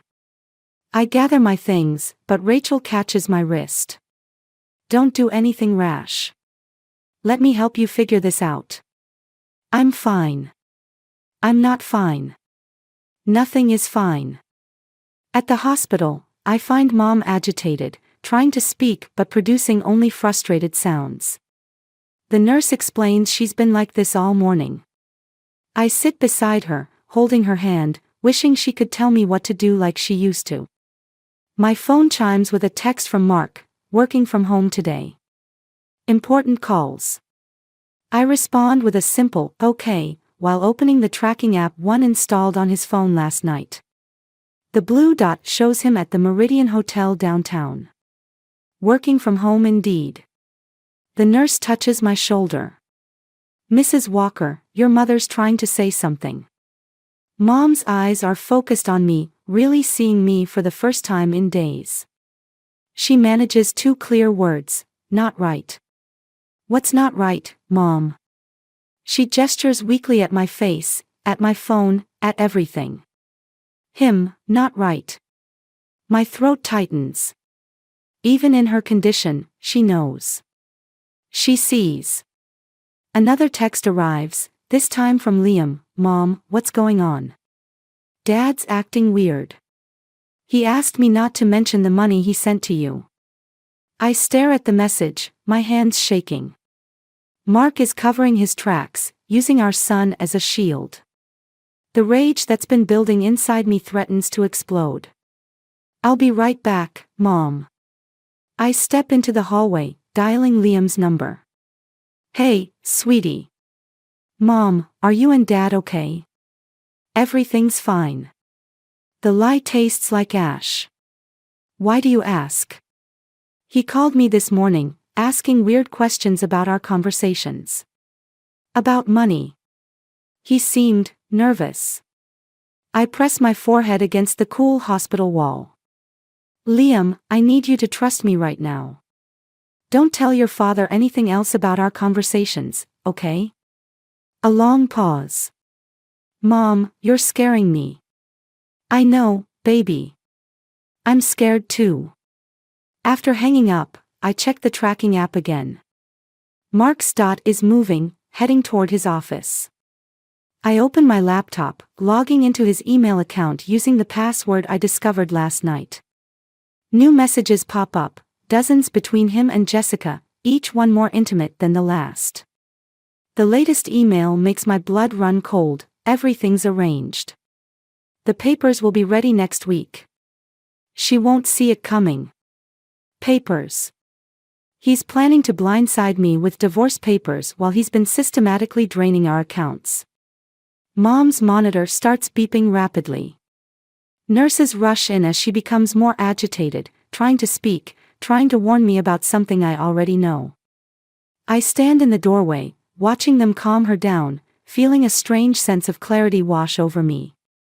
Mark thinks I won't see it coming. He thinks I'm still the trusting wife, the devoted mother, the dutiful daughter. He's about to learn how wrong he is. I pull out my phone and text Rachel, you're right. I need proof. And I know exactly how to get it. The bank statement trembles in my hands as I sit in my parked car outside Mark's office building. $200,000, transferred yesterday to an account I've never seen before. Not just draining our savings anymore, he's mortgaged the house. My house. The home where I raised our son. My phone rings. It's Sandra from accounting at Mark's company, returning my call. I shouldn't be telling you this, she whispers, but Jessica's been promoted to partner. The paperwork went through last week. Mark pushed it through personally. Partner? My voice sounds distant, hollow. She's been there less than a year. There's more. They're launching a new development project together. Just the two of them. The budget is. She pauses. It's substantial. The pieces click together. Our money, his secret account, Jessica's sudden promotion. They're not just having an affair, they're building their future with my past. I end the call and check the tracking app. Mark's dot shows him in the conference room. Perfect. I grab my laptop bag and head inside, nodding to the security guard who's known me for years. Mrs. Walker. Haven't seen you in ages. Just bringing Mark some documents he forgot. The elevator rides feels endless. My heart pounds as I approach his office, but his assistant's desk is empty, lunch break. I slip inside, plug a small device into his computer, and wait the excruciating 30 seconds while it copies his hard drive. Voices in the hallway. I recognize Jessica's laugh. The divorce papers are ready, Mark says. Once they're filed. I duck into his private bathroom, leaving the door cracked. They enter his office. She suspects nothing. Jessica's voice drips with satisfaction. She's too busy with her mother to notice anything. By the time she figures it out, everything will be in place. And Liam? He'll understand eventually. Kids are resilient. I bite my knuckles to keep from screaming. Through the crack, I watch Jessica perch on Mark's desk, her skirt riding up as she crosses her legs. We should celebrate, she purrs. The Meridian, tonight? Can't. Cecilia's mother has some medical thing. I have to make an appearance. You won't have to keep up appearances much longer. Their kiss makes me gag. When they finally leave, I retrieve my device with shaking hands. At home, I pore through the copied files. Emails, contracts, bank statements, the evidence of their betrayal laid bare in pixels and PDFs. They've been planning this for months. The new development project is their escape route, funded partly with my money. My phone buzzes. The hospital. Mrs. Walker, your mother's had another episode. She's asking for you. I find Mom agitated again, but her eyes are clear when I enter. She grabs my hand with surprising strength. The picture, she manages to say. In my room. What picture, Mom? She becomes frustrated, gesturing wildly. A nurse helps me understand, she wants me to check her house. I drive there, using my key to enter the silent home. In her bedroom, I find what she meant, a photo album I've never seen before, hidden in her closet. Inside are pictures of my father, who left us when I was young. But these aren't family photos, they're surveillance shots. Bank statements. Hotel receipts. Mom had hired a private investigator to track him. She'd gathered evidence, built a case, and then used it to secure our future in the divorce. She never told me. Never let on how calculated her response had been. My phone chimes with a text from Mark, working late again. Don't wait up. I close the album, understanding flooding through me. Mom hadn't just been a victim of betrayal, she'd been a warrior. And now she's trying to tell me something, don't just gather evidence, use it. I call Rachel. I need your help with something. How good are you with computers? Decent. Why? I stare at the files from Mark's computer, at Mom's album of evidence, at the pieces of my unraveling life. Because I'm done being the victim in this story. It's time to become the author. The hospital corridor stretches endlessly before me as I rush toward the ICU. Mom's second stroke hit while I was combing through Mark's files. The universe has a cruel sense of timing. Tom's already there when I arrive, his first visit since Mom's initial stroke. He pulls me into a tight hug. "You look like hell, Cece." "Thanks. You flew all the way from Seattle to tell me that." He studies my face. "I flew here because you're not telling me everything in our calls." Before I can respond, the doctor approaches. Mom's condition is critical but stable. The next 48 hours are crucial. I sink into a chair, exhaustion washing over me. "Where's Mark?" Tom asks. "Working." The lie comes automatically now. "Important client meeting." Tom pulls out his phone, scrolling through something. Funny. According to his Instagram, he's at the Rivera Club. Posted 30 minutes ago. My head snaps up. What? He turns the screen toward me. There's Mark at a charity gala, his arm around Jessica's waist. The caption reads, "Celebrating our newest partner and the future of Walker development." Want to tell me what's really going on? I start to speak, but my phone buzzes. A text from Liam, "Mom, why is Dad posting about Jessica? Everyone at school is talking about it. The walls feel like they're closing in." I forward Tom the photos, the bank statements, everything I've gathered. "Jesus Christ," he whispers, scrolling through the evidence. "Have you talked to a lawyer?" "I can't. Not yet. If Mark suspects anything." "Mrs. Walker." A nurse interrupts. "Your mother's asking for you." Mom's awake but barely coherent. Her right side is completely paralyzed now. She grabs my hand with her good one, trying to speak. "Save, save." "Save what, Mom?"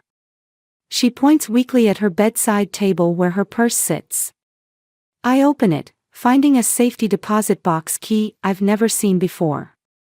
"Important," she manages to say before drifting off again.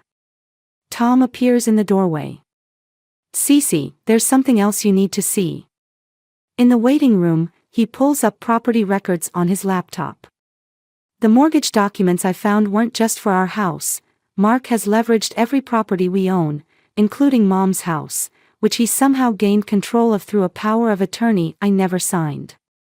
"He's stealing everything," I whisper. "Even Mom's home." "Not everything." Tom points to the safety deposit box key. Mom was always 3 steps ahead of everyone. Remember how she handled Dad? I think of the photo album, of her meticulous evidence gathering. The bank closes in an hour. Go. I'll stay with her. At the bank, the safety deposit box reveals another layer of Mom's foresight. Documents proving the power of attorney was forged. Offshore account numbers. A letter detailing how she transferred her most valuable assets into a trust for me and Liam years ago, a trust Mark can't touch.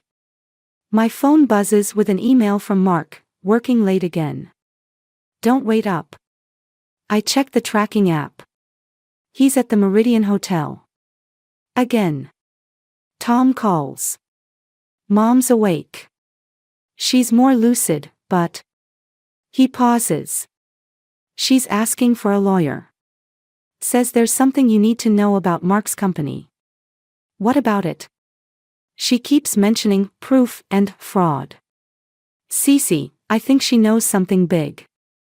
I stare at the trust documents, at the hotel location on my phone, at the Instagram post that's still burning in my mind.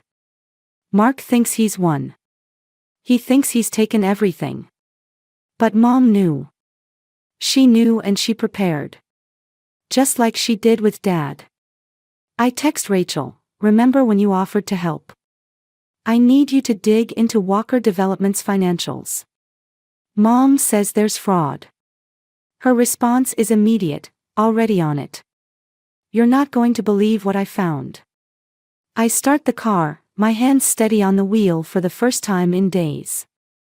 Mark and Jessica aren't just stealing my life, they're building their future on a foundation of lies. And now, thanks to Mom, I have the tools to tear it all down. The question isn't whether to destroy them anymore. The question is how much damage I want to do when I do.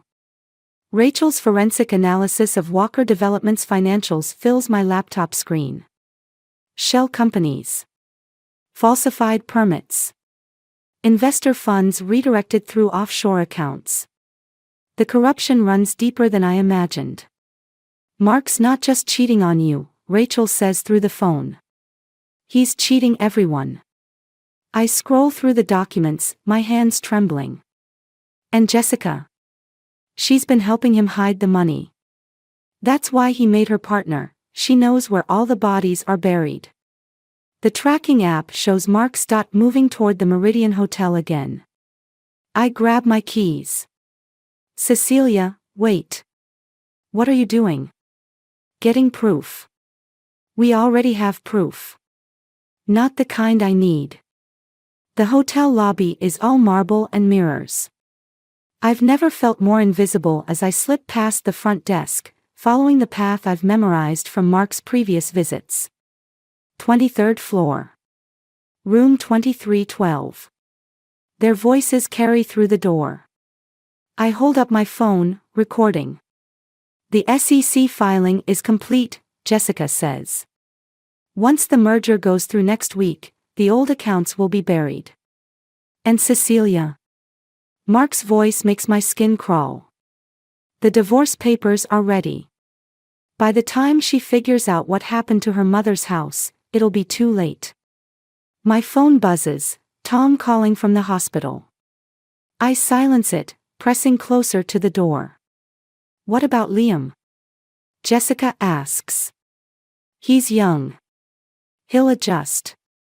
Besides, the money we're making will more than make up for. The elevator dings. I duck around the corner as an elderly couple passes. When I return, the voices have moved to the balcony. Through the gap in the curtains, I can see them, champagne glasses in hand. To us, Mark says, pulling Jessica close. And to never looking back. I take photos, my hands steady despite the rage building inside me. Then Jessica says something that stops my heart. Should we tell Liam about the baby? The phone slips from my grasp, clattering against the door. Inside, silence falls. I run. Down the emergency stairs, through the lobby, into my car. My phone won't stop buzzing, Tom, Rachel, even Liam. I ignore them all, driving until I reach Mom's house. The living room is dark, filled with memories of a life Mark is trying to steal. I sink onto the couch, finally checking my messages. Tom, Mom's awake. She's asking for you. It's important. Rachel, found something big. Call me now. Liam, Mom, what's going on? Dad just called about some trust fund. A key turns in the lock. Mark's voice carries from the entryway, Cecilia. Your car's outside. I don't move as he enters, flipping on the lights. He freezes when he sees me. What are you doing here? He asks. Remembering. I hold up my phone, playing the recording from the hotel. His face drains of color. It's not what you think. Congratulations, I cut him off. On the baby. On the merger. On thinking you could steal my mother's house while she's dying in the hospital. He takes a step forward. Let me explain. I found Mom's safety deposit box. I watch his expression shift.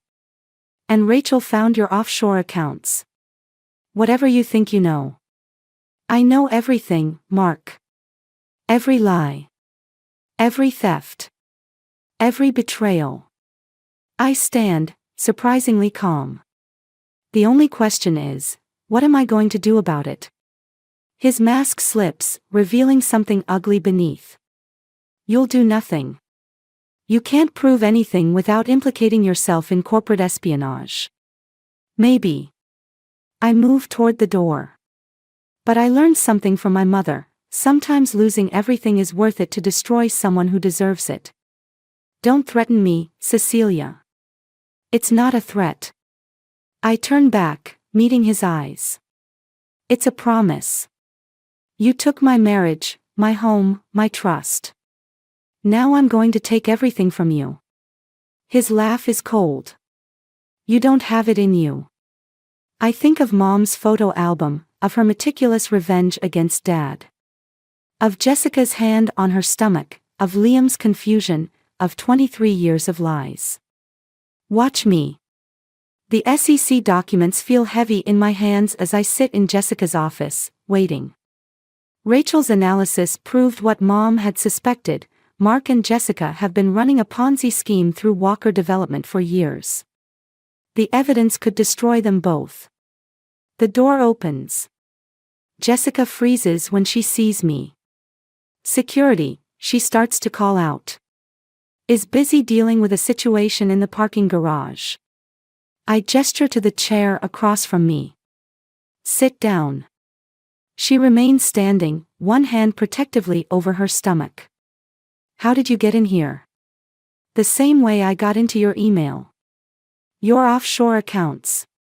Your little love nest at the Meridian. I spread the documents across her desk. You've been busy. Whatever you think you know. I know everything. I tap the top document. Including what really happened to the River Heights investor funds.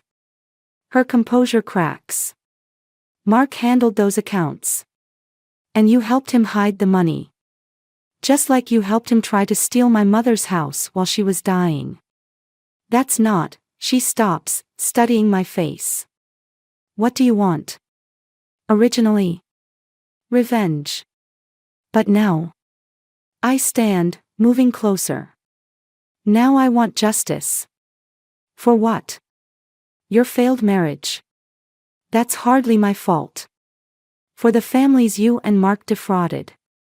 For my son, whose trust fund you emptied. For my mother, whose house you tried to steal. My phone buzzes, Tom calling from the hospital again. I ignore it. You're bluffing, Jessica says. You can't prove anything without implicating yourself. Maybe.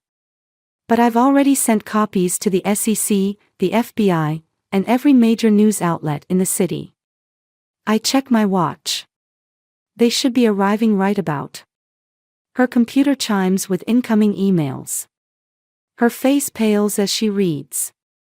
You're going to destroy everything, she whispers. No. You and Mark did that yourselves. The office door bursts open. Mark storms in, face contorted with rage. What have you done? What you taught me to do. I hold up my phone, showing the trending news alert about Walker Development's fraudulent activities. I learned from the best. You stupid bitch. He grabs my arm. Do you have any idea what you've cost us?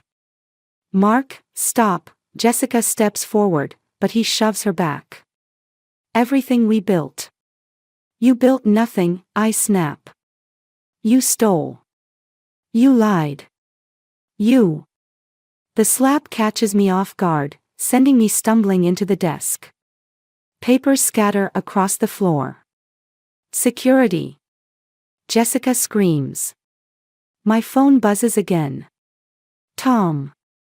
This time I answer. Mom's crashing, he says. You need to get here now. The world stops. Mark is still yelling, Jessica is crying, security is rushing in, but all I can hear is the monitor beeping in Mom's hospital room. I'm on my way, I whisper. You're not going anywhere. Mark blocks the door. Not until you fix this. I look at him, really look at him, and feel nothing but pity. You still don't get it, do you? There's nothing left to fix. I'll destroy you, he threatens. You already tried. I push past him. But Mom taught me something important. Sometimes you have to burn everything down to build something better. In the elevator, my phone lights up with notifications. The story is breaking everywhere.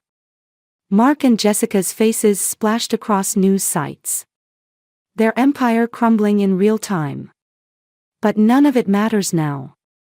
Mom is dying, and I might not make it in time. All my carefully laid plans, all my righteous revenge, and I might miss the moment that matters most. The hospital parking lot is a blur. I run through corridors, past nurses and visitors, my heart pounding. Tom meets me outside Mom's room, his face grim. She was asking for you. Is she? She's waiting. I enter the room, taking Mom's hand. Her eyes flutter open. Did you? She struggles to speak. Did you get them? Yes, Mom. Just like you taught me. She squeezes my hand weakly. Good girl. The monitor starts beeping faster as Mom's eyes close again. I've won everything, and I'm about to lose what matters most. Sometimes revenge costs more than we're willing to pay. The Walker Development Annual Investor Gala fills the hotel ballroom with diamonds and designer suits.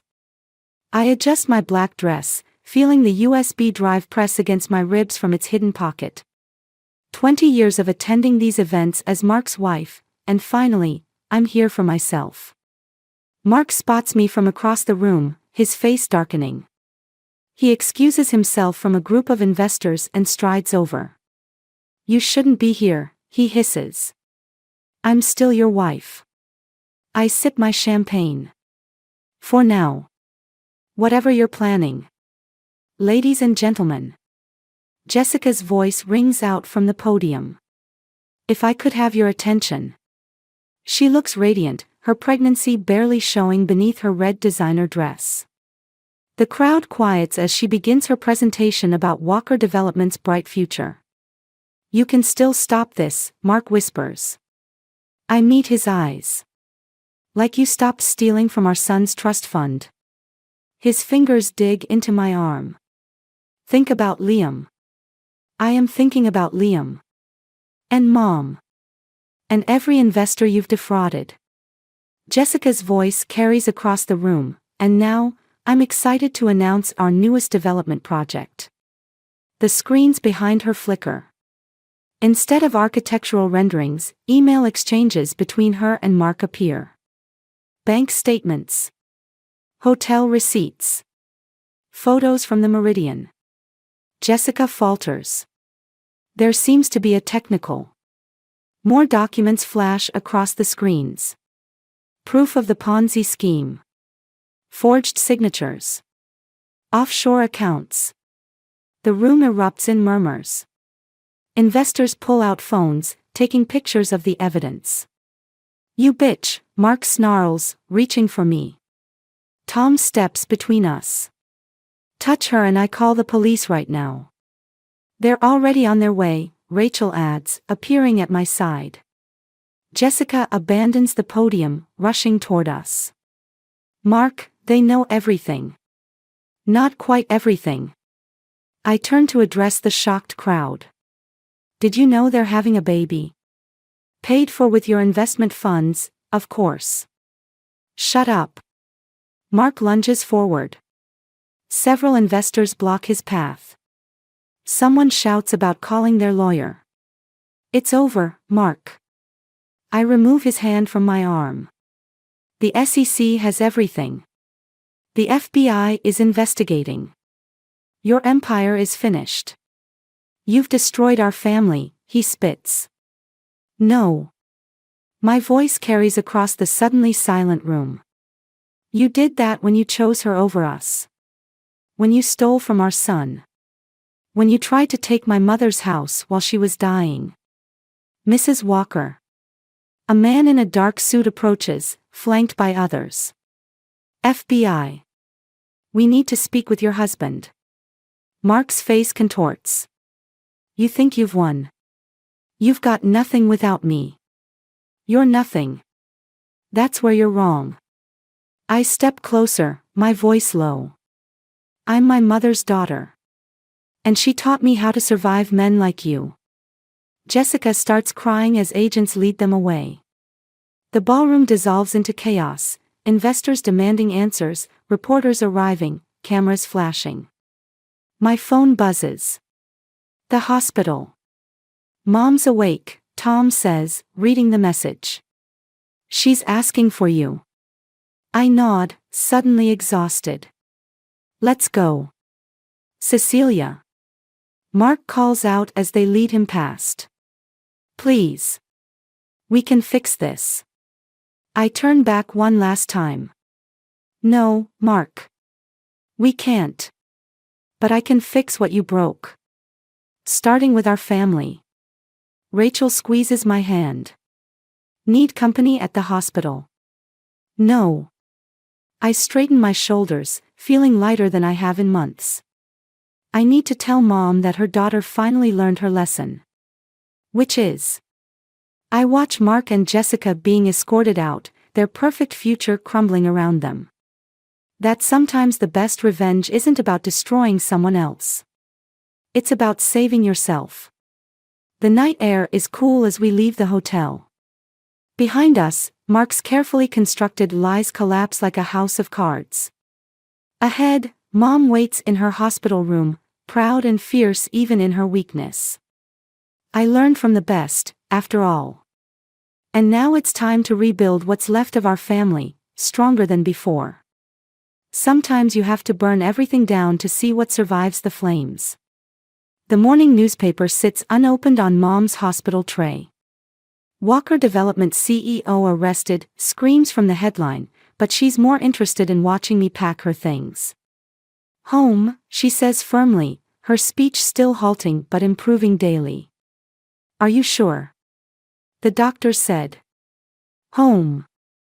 She grips my hand with surprising strength. Together. The door opens, and Liam steps in, his face tight with emotion. He hasn't spoken to me since the news broke about Mark's arrest. Hey, Grandma. He kisses her cheek, then turns to me. Dad's lawyer called. He wants me to testify about the trust fund. You don't have to. I want to. His jaw sets in a way that reminds me of myself. He stole from all of us. Mom reaches for both our hands, pulling us closer. Family, stronger. The trust in her eyes makes my throat tight. She knew all along, not just about Mark's betrayal, but about my strength to handle it. Rachel appears in the doorway. The house is ready. Tom's handling the paperwork for the medical equipment. We move Mom home in stages, first the wheelchair, then the careful transfer to the car. As we drive, I notice the "for sale" sign in front of the Walker house. Mark's defense lawyers are scrambling to liquidate assets. Did you know? Liam asks suddenly. About Jessica's baby? Yes. He stares out the window. Will you help them? The baby, I mean. It's technically my half-sibling. The question catches me off guard. In all my planning for revenge, I never considered this innocent consequence. If they let me, I say finally. Family is family. Mom squeezes my hand from the back seat. At home, Mom's house, now our house, everything has been rearranged to accommodate her needs. The living room where I found her photo album is now her bedroom. The dining room where she taught me strength is her therapy space. As we settle her in, my phone buzzes with a text from Mark's number. I'm sorry. For everything. Please tell Liam I'm sorry too. I show Liam the message. He reads it, then deletes it. Some things can't be fixed with sorry, he says. Mom gestures at the TV, where news coverage of Walker Development's collapse plays silently. I move to turn it off, but she stops me. Watch, she insists. Remember. We sit together, watching Mark and Jessica being led away in handcuffs. The reporters talk about millions in stolen funds, years of fraud, lives destroyed by greed. You did the right thing, Rachel says from the doorway. Even if it doesn't feel like it sometimes. Mom points at the screen, then at me. Like mother, like daughter. What do you mean? She mimes taking pictures, referring to her own evidence gathering years ago. Then she makes a sweeping gesture at our newly arranged home, at Liam, at our rebuilt family. Not just revenge, she manages. Justice, and after. I understand suddenly. Mom's revenge against Dad wasn't just about destroying him, it was about building something stronger from the ashes. Just like I'm doing now. The doorbell rings. Tom enters with an envelope.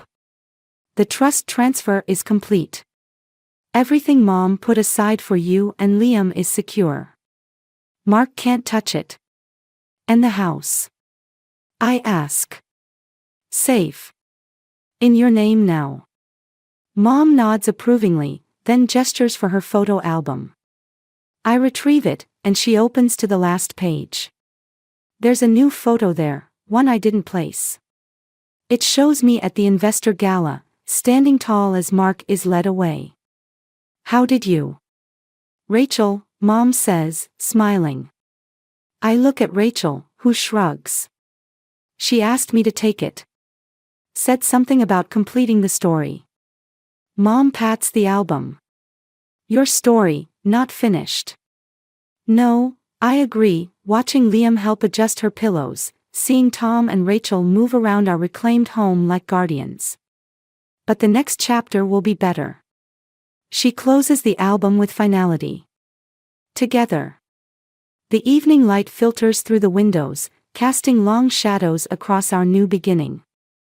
Outside, the world is still dealing with the aftermath of Mark's betrayal. But in here, surrounded by the family I protected and the strength I inherited, I finally understand.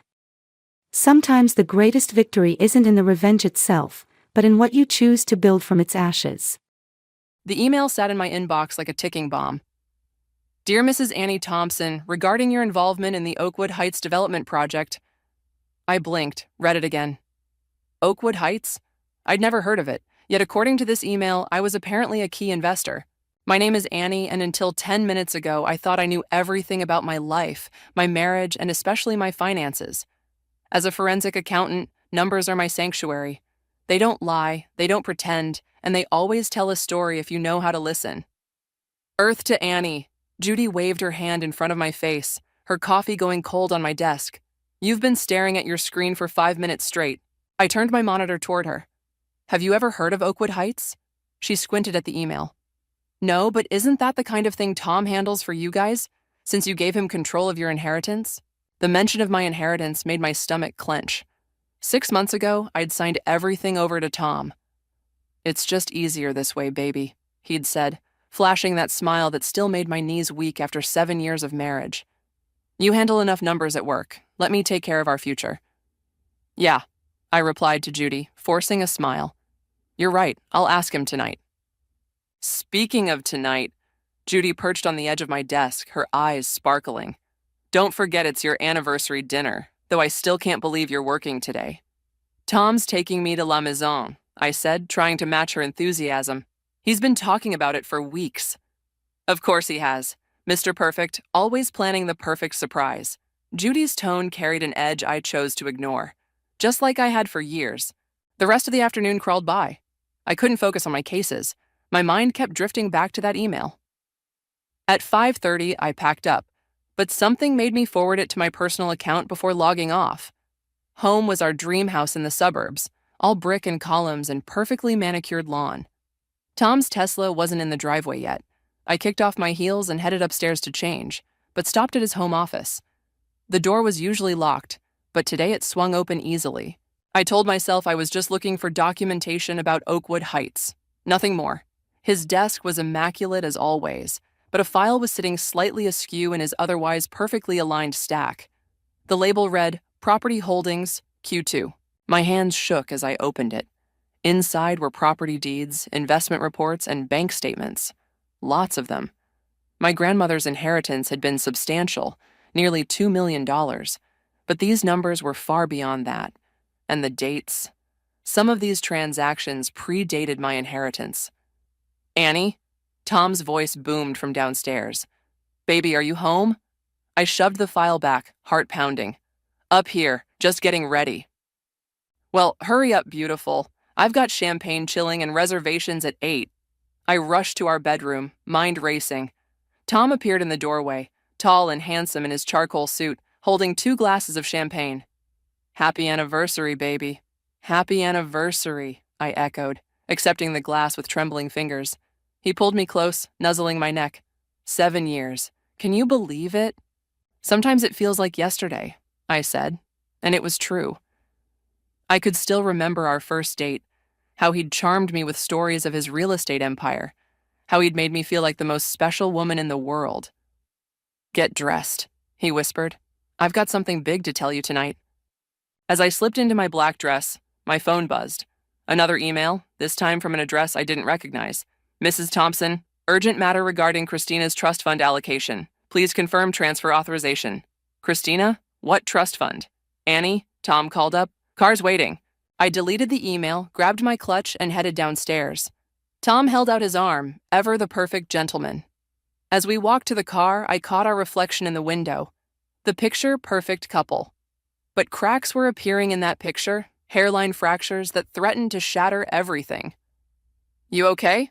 Tom asked, opening my door. You seem distracted. I smiled, leaning in to kiss his cheek, just thinking about how lucky I am.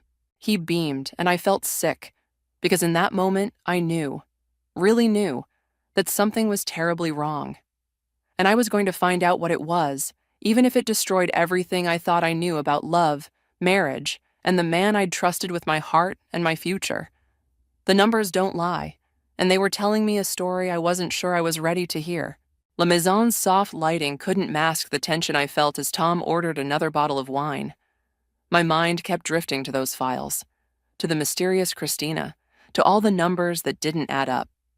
You're awfully quiet tonight, Tom said, reaching across the table to take my hand. Something on your mind? I squeezed his hand, buying time. Actually, yes. I got an interesting email today about Oakwood Heights. Ring any bells? His smile didn't waver, but something flickered in his eyes. Ah, that. It's a new development project I'm working on. Nothing for you to worry about. But the email said I was an investor. Just legal stuff, baby. You know how these things work. Since we consolidated our assets, some documents list both our names. He waved the waiter over. More bread? I shook my head, my forensic accountant's brain screaming that this wasn't how things worked at all. But I smiled, played my part, and let him change the subject to his latest golf game. The next morning, I waited until Tom left for his breakfast meeting before making my move. His office password took 3 attempts. Our wedding date, his birthday, and finally success with his college football number. Amateur. Okay, Tom, I muttered. Let's see what you've been up to. His email revealed a complex web of accounts and properties. I started copying everything to a USB drive, my hands steady despite my racing heart. A folder labeled Personal caught my eye. Inside were hundreds of receipts. Hotels, restaurants, jewelry stores, all in cities where Tom claimed to have business meetings. My phone buzzed. Judy. You okay? She asked without preamble. You looked ready to crack last night when you left work. Can you meet me? Now? Give me 20 minutes. Coffee shop on 4th? The cafe was quiet when I arrived. Judy was already there, 2 lattes waiting. I pulled out my laptop and showed her what I'd found. Holy shit, she whispered, scrolling through the documents. Annie, these transactions, they're not just shady, they're potentially criminal. Look at these dates. He was moving your inheritance money before you even signed it over. There's more. I pulled up the email about Christina. Who is she, and why does she have a trust fund connected to my accounts?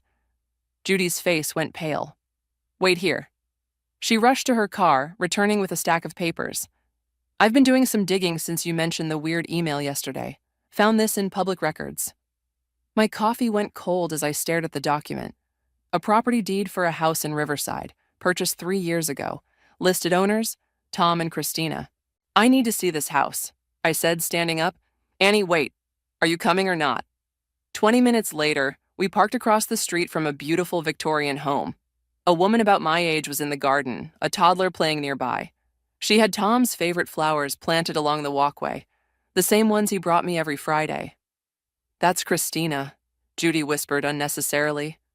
My world was spinning. A car pulled into the driveway, Tom's Tesla. I ducked down in my seat, watching as he got out, scooped up the laughing toddler, and kissed Christina like he'd kissed me last night. "Drive," I choked out. "Please, just drive."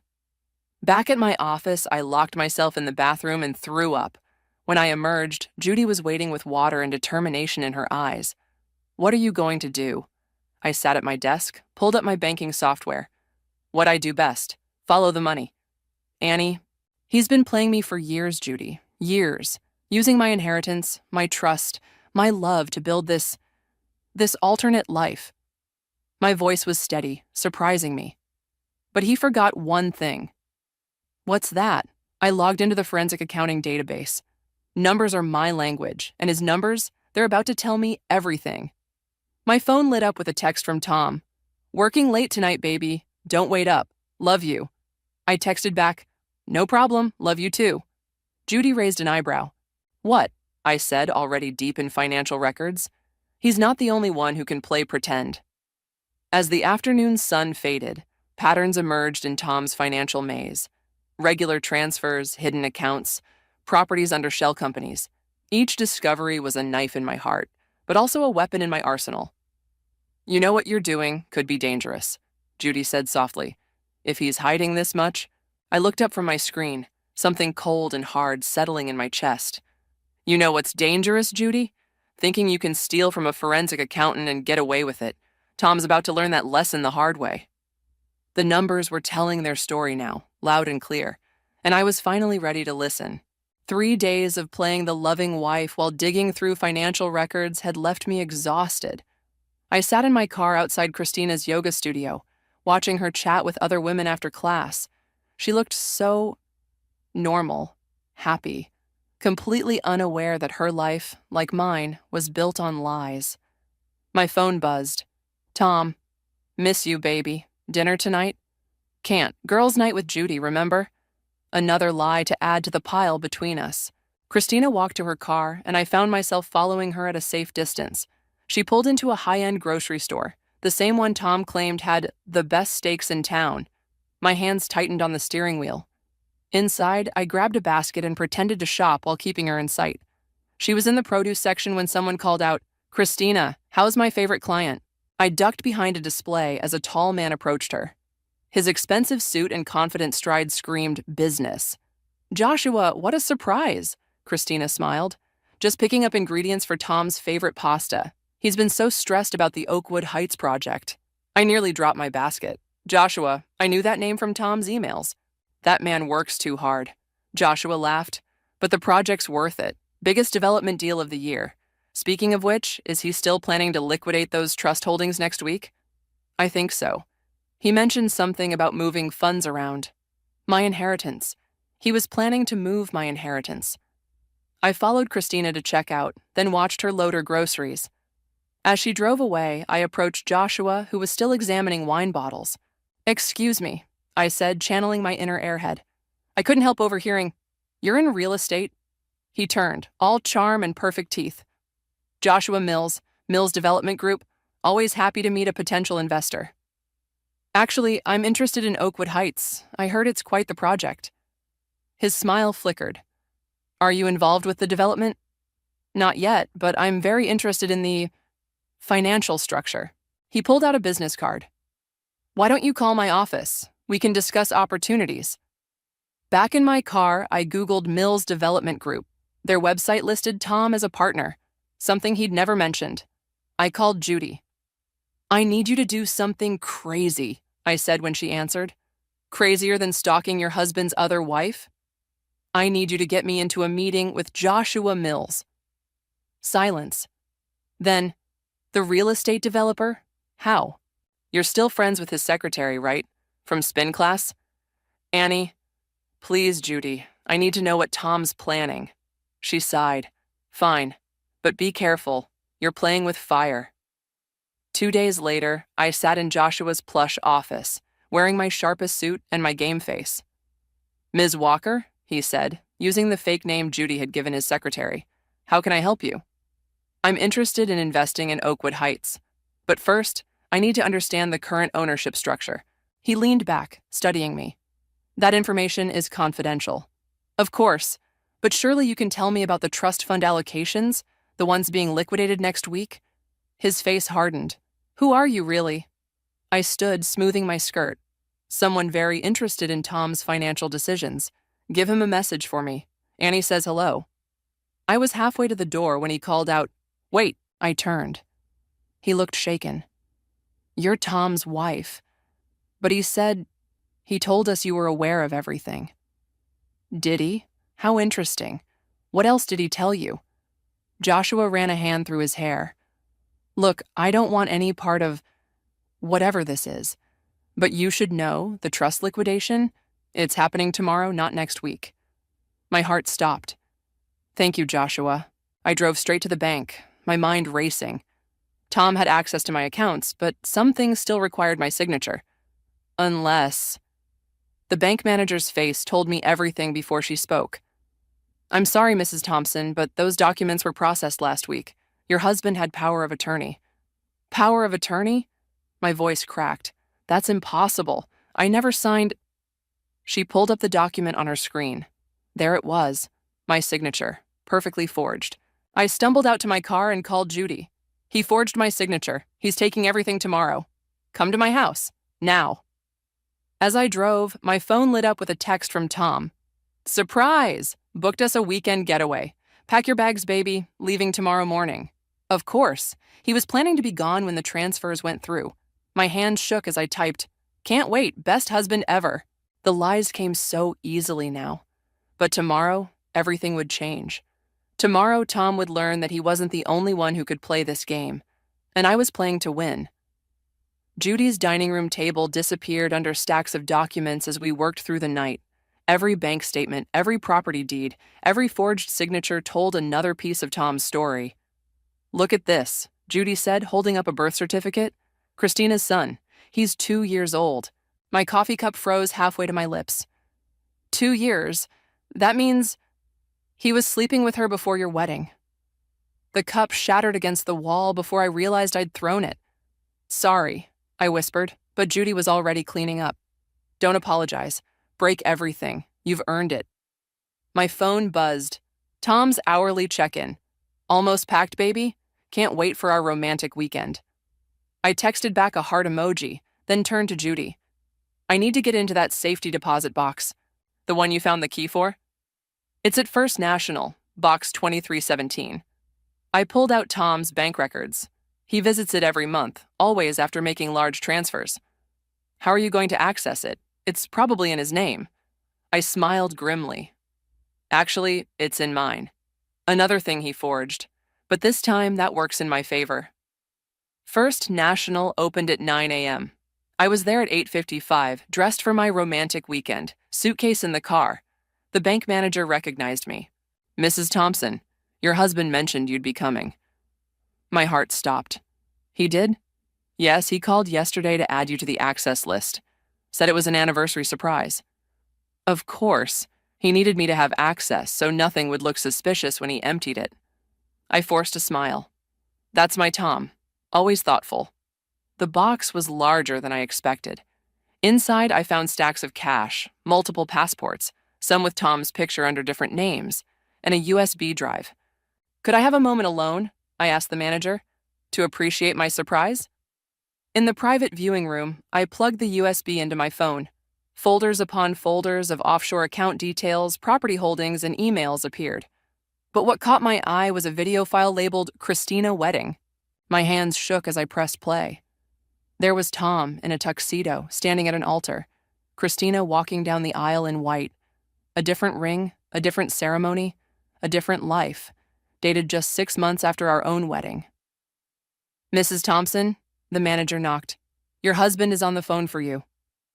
I quickly copied everything to my phone, returned the USB, and closed the box. At the counter, I took the phone with steady hands. Hey, baby. Tom's voice oozed charm. Where are you? I'm about to head home to pick you up. Just finishing up at the bank. Had to deposit some checks before we leave. A pause. The bank? Which branch? The one near work. Why? No reason. See you soon, baby. I handed back the phone and walked calmly to my car. The moment I was inside, I called Judy. He knows, he's coming here. Get out now. Come to my place. And Annie? I called in that favor from my brother. Judy's brother was an FBI agent. When I arrived at her house, he was waiting with 2 other agents. Show them, Judy said. I connected my phone to Judy's laptop and displayed everything. The forged documents, the offshore accounts, the multiple identities, and finally the video. Mrs. Thompson, Agent Mike leaned forward. Your husband isn't just committing fraud. This is international money laundering. And that second marriage? That's bigamy. My phone buzzed. Tom again. Where are you? I'm at the bank, but they said you left. Another text followed. Baby, whatever you found, we can talk about it. I can explain everything. And another. Annie, think carefully about what you're doing. He's scared, Judy said softly. Good. I turned to Mike. What do you need from me? Everything you've shown us, plus your testimony. We've been building a case against several developers involved in international money laundering. Your husband's name came up, but we couldn't prove anything. Until now. My phone buzzed one more time. I'm coming home. Be there. I looked at the agents. He's going to our house. He thinks I'm there. Mike nodded to his colleagues. Let's move. As they prepared to leave, I stared at my wedding ring. All those years. All those lies. I slipped the ring off and placed it on Judy's table. Annie. Judy touched my arm. Are you sure about this? Once it starts, I thought of Christina's son, innocent and unknowing, of my grandmother's inheritance, meant to secure my future, now funding Tom's double life, of all the careful deceptions and casual cruelties. I'm sure, I said, and my voice was steel. It's time for Tom to learn that karma doesn't need to be patient forever. Sometimes karma just needs the right evidence. The FBI set up surveillance in our house while I sat at the kitchen island, exactly where a loving wife would wait for her husband. Agent Mike and his team were hidden throughout the house, recording devices ready. Just keep him talking, Mike had instructed. We need him to incriminate himself. The front door opened. Annie? Tom's voice carried that perfect mix of concern and authority that had fooled me for so long. Baby, are you here? In the kitchen. He appeared in the doorway, handsome and collected as ever, but his eyes darted around the room. You scared me, disappearing like that. Did I? I kept my voice neutral. Like you disappeared to Riverside every Thursday? He didn't flinch. Professional liar that he was. What are you talking about? Christina seems nice. Your son looks just like you. Now he flinched. Annie, let me explain. Explain what? The forged signatures? The stolen inheritance? Or maybe explain how you managed to marry her when you were already married to me. He moved closer, hands raised like he was approaching a scared animal. Whatever you think you found, it's not what it looks like. I had to make some complicated business moves to protect our future. Our future? I laughed. Or your future with Christina. Christina means nothing. She's just part of a business arrangement. Does she know that? Does your son know that? His face hardened. You've been going through my things. Actually, I've been doing my job, following the money. You remember what I do for a living, right? Or did you forget while you were busy stealing my inheritance? I didn't steal anything. He slammed his hand on the counter. Everything I did was to build something bigger. For us. For us? Tell me about Oakwood Heights, Tom. Tell me about the offshore accounts. His eyes narrowed. What did you do? Nothing yet, but I have copies of everything. The forged documents, the fake passports, the second marriage certificate. One call and it all goes public. You're bluffing. I pulled out my phone, showed him the files. Want to bet your freedom on that?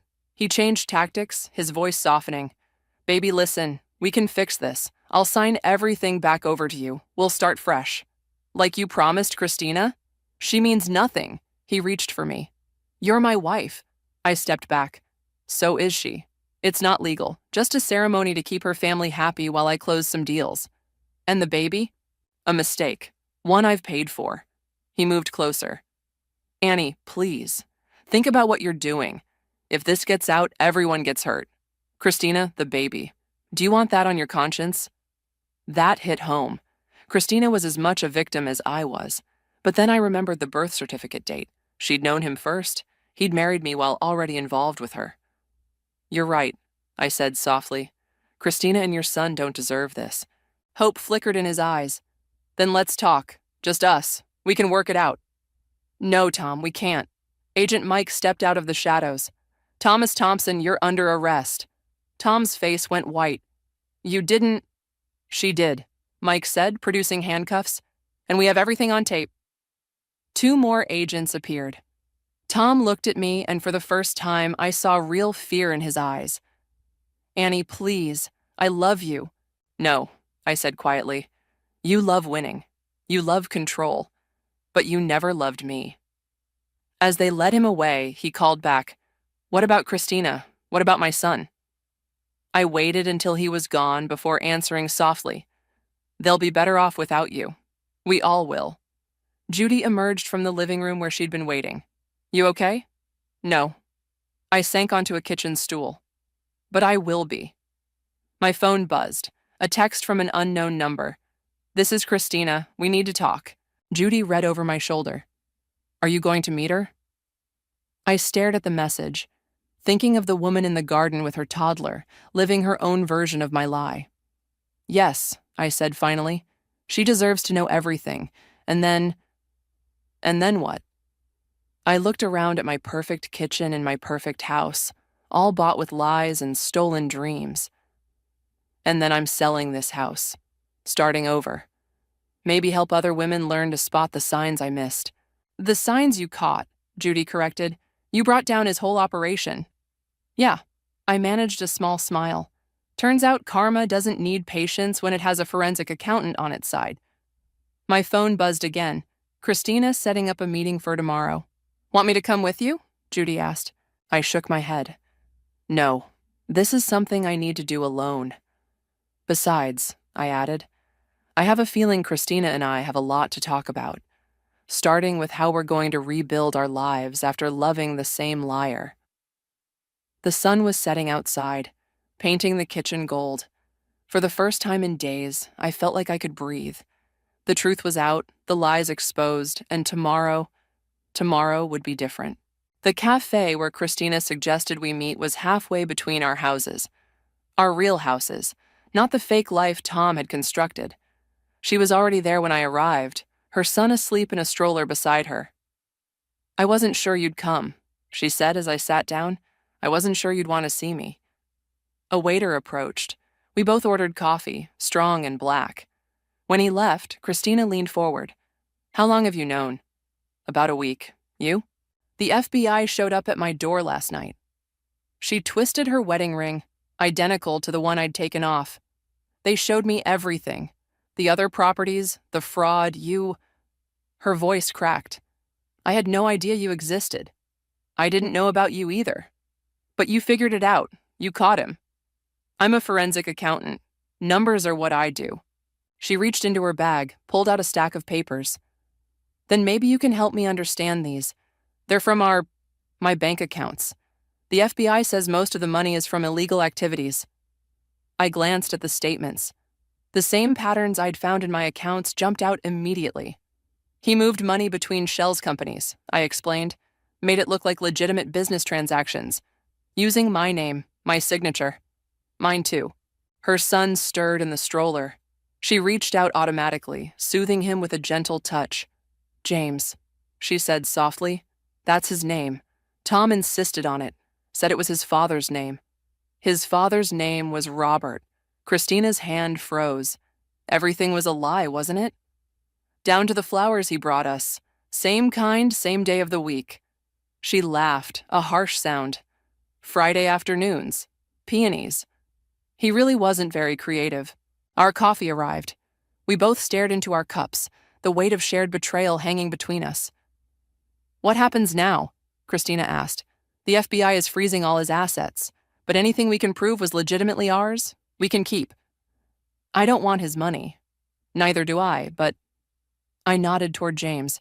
He deserves security. They're saying Tom could face 20 years. More, probably. The international accounts complicated things. Christina's phone buzzed. She checked it, her face hardening.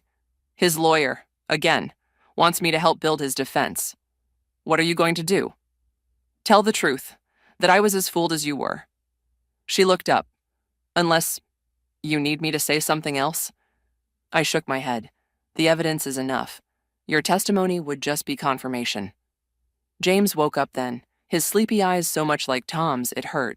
Christina lifted him, and he snuggled into her shoulder. I'm selling my house, I said suddenly. Starting fresh. I can't afford to keep mine. Not without... She trailed off. I might have a solution. I pulled out my laptop, showed her what I'd been working on. My grandmother's inheritance? What's left of it?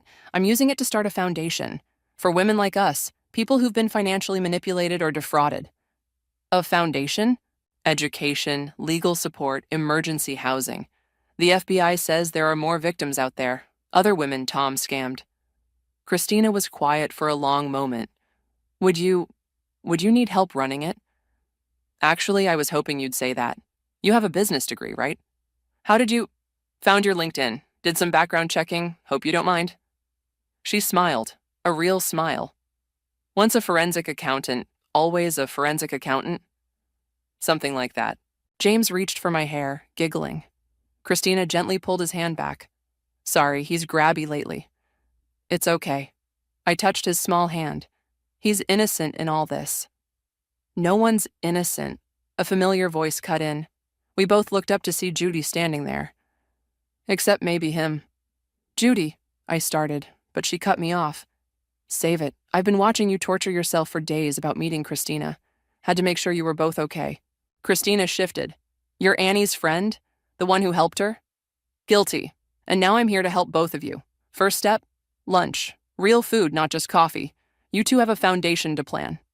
As Judy pulled up a chair, I watched Christina settle James with some toys. Two women who'd loved and lost the same lie, sitting in a cafe, planning a future neither of us had imagined a week ago. My phone buzzed. A text from Agent Mike. Tom's talking, says he'll give up his international contacts for a deal. I showed the message to Christina. She read it, then looked at me with steel in her eyes. Let him talk, she said. We've got better things to do. Judy raised her coffee cup.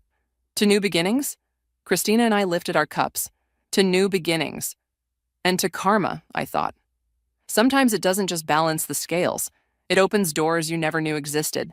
6 months passed like a whirlwind. The foundation was taking shape, and Christina and I had developed a rhythm, working together to help other women while rebuilding our own lives. Then came the call we'd been dreading. The plea hearing is tomorrow, Agent Mike said. Both of you should be there. I glanced across our new office at Christina, who was bouncing James on her knee while reviewing grant applications. We'll be there. The courthouse loomed gray and imposing the next morning. Judy met us outside, coffee in hand. Ready? She asked. No, Christina and I said simultaneously. Inside, the courtroom was packed. Joshua was there, along with other developers caught in the FBI's net. Tom's lawyer bustled around, papers flying. Then they brought Tom in. Prison hadn't been kind to him. His designer suits were replaced by orange, his confident stride by shuffling steps. But when he saw us, that old charm flickered to life. Annie, he called out. Christina, please, can we... Mr. Thompson, the judge cut in. You'll refrain from addressing anyone but the court. The proceedings began. The prosecutor stood, listing charges that seemed endless. Fraud, money laundering, bigamy, forgery, international financial crimes. The defendant has agreed to provide information about his international contacts in exchange for consideration in sentencing, she concluded. Tom's lawyer rose. My client has shown remorse. He's cooperated fully. Objection! A new voice rang out. A woman in a sharp suit stood up. Your Honor, I represent additional victims who've come forward. My heart stopped. This wasn't part of the plan.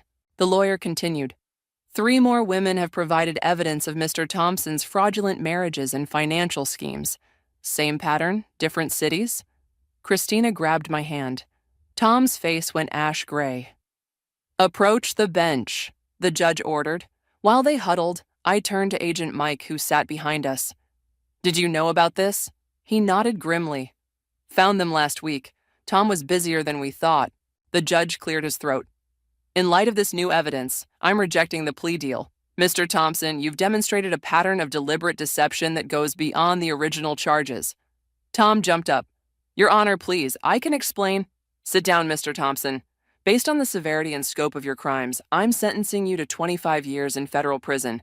Additionally, all assets will be frozen and investigated. The gavel cracked like thunder. As guards approached Tom, he turned to us desperately. Annie, Christina, please.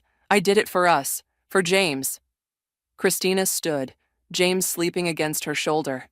No, Tom. You did it for yourself. Always for yourself. They led him away. The other women, his other victims, huddled together near the back. I approached them slowly. I'm Annie. This is Christina. We run a foundation for survivors of financial fraud.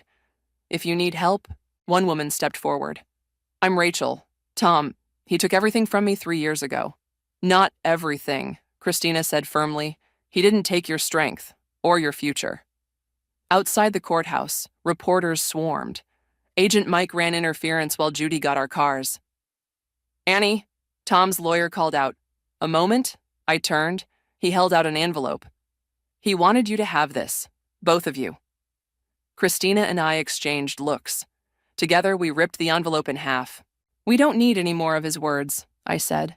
The lawyer nodded slowly. I'll let him know. That evening, we all gathered at my new apartment, smaller than the old house, but honestly mine. Rachel and the other women joined us. Judy ordered pizza. James played with toy cars on the floor. To justice, Judy raised her glass. To freedom, Rachel added. To the future, Christina said. I looked around at these women, each carrying their own story of betrayal and survival. To us, and to every woman still out there, thinking she's alone, we'll find them. My phone buzzed. Another message from someone who'd seen the news, seeking help. I showed it to Christina. Ready to get back to work? She asked. Always. As everyone shared stories and support, I stepped onto my small balcony. The city lights sparkled below, each one perhaps hiding another story like ours. But now we had a way to help, to turn our pain into purpose. Judy joined me. You okay? Better than okay. I smiled. For the first time since this all started, I feel free. You did that. You freed yourself, and now you're helping others do the same. Inside, Christina was showing Rachel our foundation's website. James had fallen asleep on the couch, surrounded by strong women who would make sure he grew up knowing the truth about love, trust, and justice. Tom thought he was building an empire on lies. Instead, he'd accidentally created something powerful and real, a network of survivors turned warriors, ready to fight for those who needed us most. Karma had done its job. Now it was our turn to do ours. The Foundation's office buzzed with activity as I reviewed our latest case files. Rachel had joined our team full-time, her legal background proving invaluable. Christina managed operations while juggling preschool schedules for James. My phone lit up with a news alert. Developer Joshua Mills pleads guilty in international fraud case. Christina, I called out, look at this. She leaned over my shoulder, James coloring quietly at her feet. Another one down. How many does that make now? 7 of Tom's former associates. I scrolled through the article. Joshua's testimony implicated 3 more. Mom! James tugged at Christina's sleeve. Look what I drew. She knelt down to admire his artwork, a house with multiple stick figures in front. Who are all these people, honey? That's you and me and Aunt Annie and Aunt Judy and Rachel. He pointed to each figure proudly. Christina's eyes met mine over his head. Neither of us mentioned the missing father figure. Judy burst through the door, waving a folder. You're not going to believe this. What now? I asked. Remember that safety deposit box? The one where you found the USB drive? She spread photos across my desk. The FBI just found more. Dozens of them, all across the country. Rachel joined us, examining the evidence. These could help us identify more victims. Already on it, Judy said. 5 women have come forward since this morning. My computer pinged. An email from Agent Mike. Need you at the prison. Tom's asking for you. Says he has information about offshore accounts we haven't found yet. Delete it, Christina said firmly. I shook my head. Those accounts could help his victims recover their money. Annie, Judy's voice held a warning. I'm not going alone. I looked at Christina. Coming? The prison visiting room was cold and sterile. Tom sat behind the glass, orange jumpsuit hanging loose on his frame. His eyes lit up when he saw us. Annie, Christina, thank you for— Save it. Christina cut him off. The accounts. Where are they? His smile faltered. I've had time to think. About everything I did, everyone I hurt. The accounts, I repeated. First, I need you to know— No. I leaned forward. You don't get to explain or apologize or try to manipulate us again. The only thing you get to do is help make this right. He stared at us for a long moment. Then, deflating, he recited account numbers and passwords. That's everything? Christina asked. Everything. He glanced at the guard, then lowered his voice. How's James? Happy, she said. Loved. Surrounded by strong women who'll make sure he never becomes like you. As we stood to leave, Tom pressed his hand against the glass. I really did love you both. No, I said quietly. You loved what we represented. Opportunities to take, lives to control. But we're not your opportunities anymore. We're your karma. Outside, Christina released a shaky breath. That's the last time. No more visits, no more messages. Agreed. Back at the office, Rachel had organized an impromptu support group session. Women sat in a circle sharing stories of betrayal and recovery. I thought I was stupid, one woman was saying. How could I not see it? You weren't stupid, Rachel assured her. These men are professional manipulators, but you're stronger than their lies. James tugged at my sleeve. Aunt Annie, can we get ice cream? After the meeting, buddy. Why don't you show me more of your drawing? He pulled me to his coloring corner, chattering about his artwork. Christina watched us, smiling. He doesn't ask about Tom anymore, she said softly, because he has everything he needs right here. Judy appeared with fresh coffee for everyone. New client coming in tomorrow. Similar pattern to Tom's other cases. We'll be ready, I said. As the support group wrapped up, women exchanged phone numbers and hugs. One stopped by my desk. I was drowning before I found you, she said. Thank you for showing me I'm not alone. I handed her our foundation's card. You never were. And you never will be again. The setting sun painted our office golden. Rachel and Judy were planning tomorrow's cases. Christina helped James pack up his crayons. On my desk, a framed photo showed all of us at the foundation's opening, our chosen family, built from the ashes of betrayal. My phone buzzed. Agent Mike, offshore accounts checkout. Recovery process starting. You did good. I looked around at what we'd created. Not just a foundation, but a fortress of strength and support. Tom thought he was building an empire of lies. Instead, he'd given us the tools to build something far more powerful. Truth, justice, and healing. Ready to go? Christina asked, James's hand in hers. I grabbed my bag, leaving Tom's final message unread in my inbox. Ready. We had work to do. Women to help. Lives to rebuild. And we'd do it together.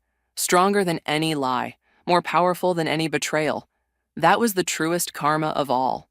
The manila envelope landed on my dining room table with a soft thud that somehow managed to echo through my entire body. My husband Angelo stood there smirking, his mother Marlo hovering behind him like a vulture in expensive perfume. You have 30 days to vacate the premises, he said, clearly savoring each word, though I prefer if you left sooner. I'm Annabelle, and after 12 years of marriage, this was how my husband chose to serve me divorce papers, with all the warmth of a corporate layoff. We've already contacted a realtor, Marlo added, adjusting her pearl necklace. The house needs updating. The way she said it made it clear she wasn't just talking about the furniture. I sat there, my hands folded in my lap. The way they taught me was proper. 12 years of their corrections, their subtle digs, their constant reminders that I wasn't quite good enough for their precious family name. Nothing to say? Angelo taunted. That's new. Usually you at least try to argue. I reached for my purse, a knockoff that Marlo never failed to comment on, and pulled out my own envelope. Blue, not manila. Actually, I do have something for you both. What's this? Angelo snatched it from my hand. Some kind of settlement offer? Because we're not interested in... It's an eviction notice, I said quietly. You both have 30 days to vacate my house. The silence that followed was worth every second of the past 12 years. Your house? Marlowe's laugh could have cut glass. Darling, this house has been in our family for generations. Nestor, God rest his soul, left it to Angelo. Actually, I slid another document across the table. This house was purchased 6 years ago by Crown Point Holdings. Would you like to guess who owns Crown Point Holdings?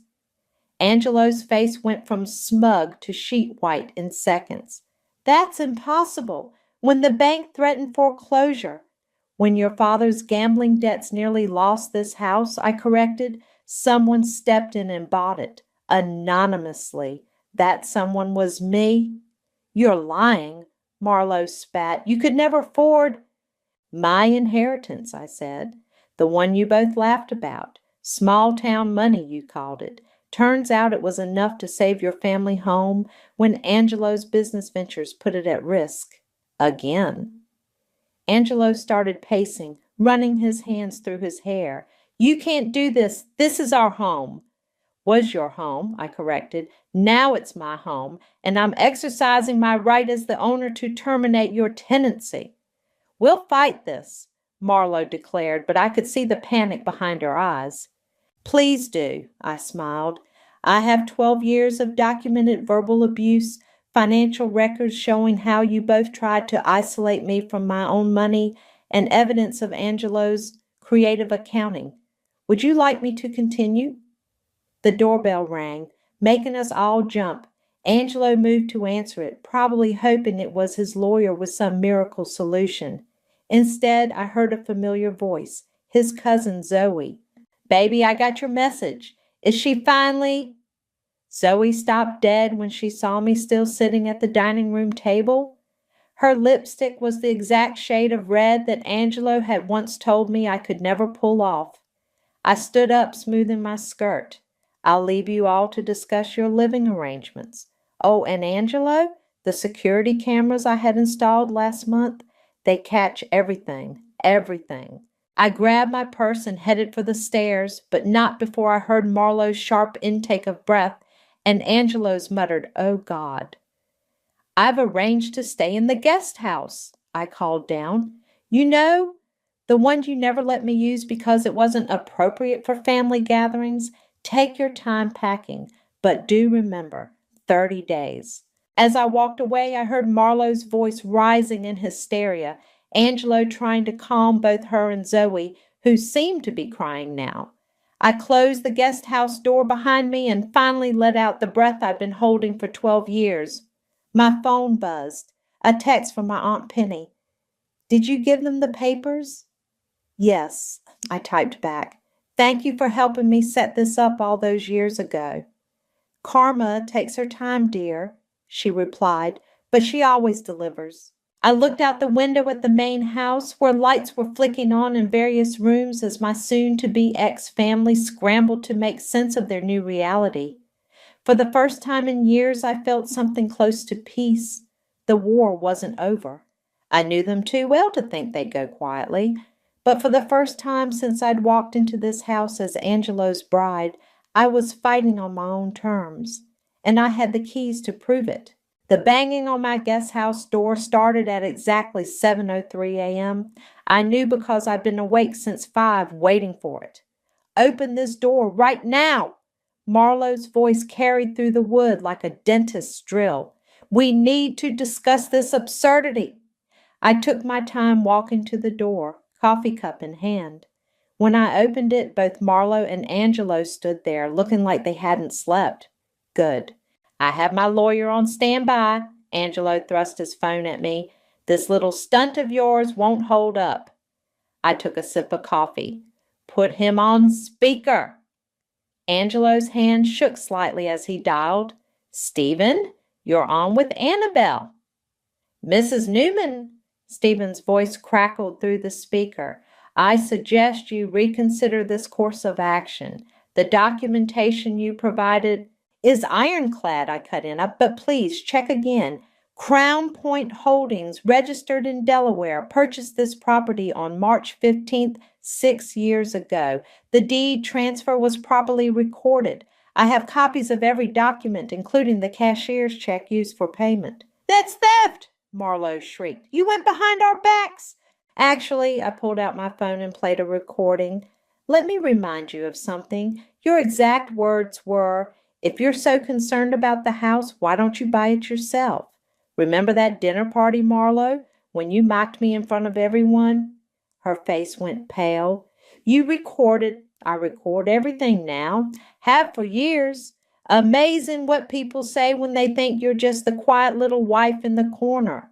Angelo stepped forward, his face red. Where did you even get that kind of money?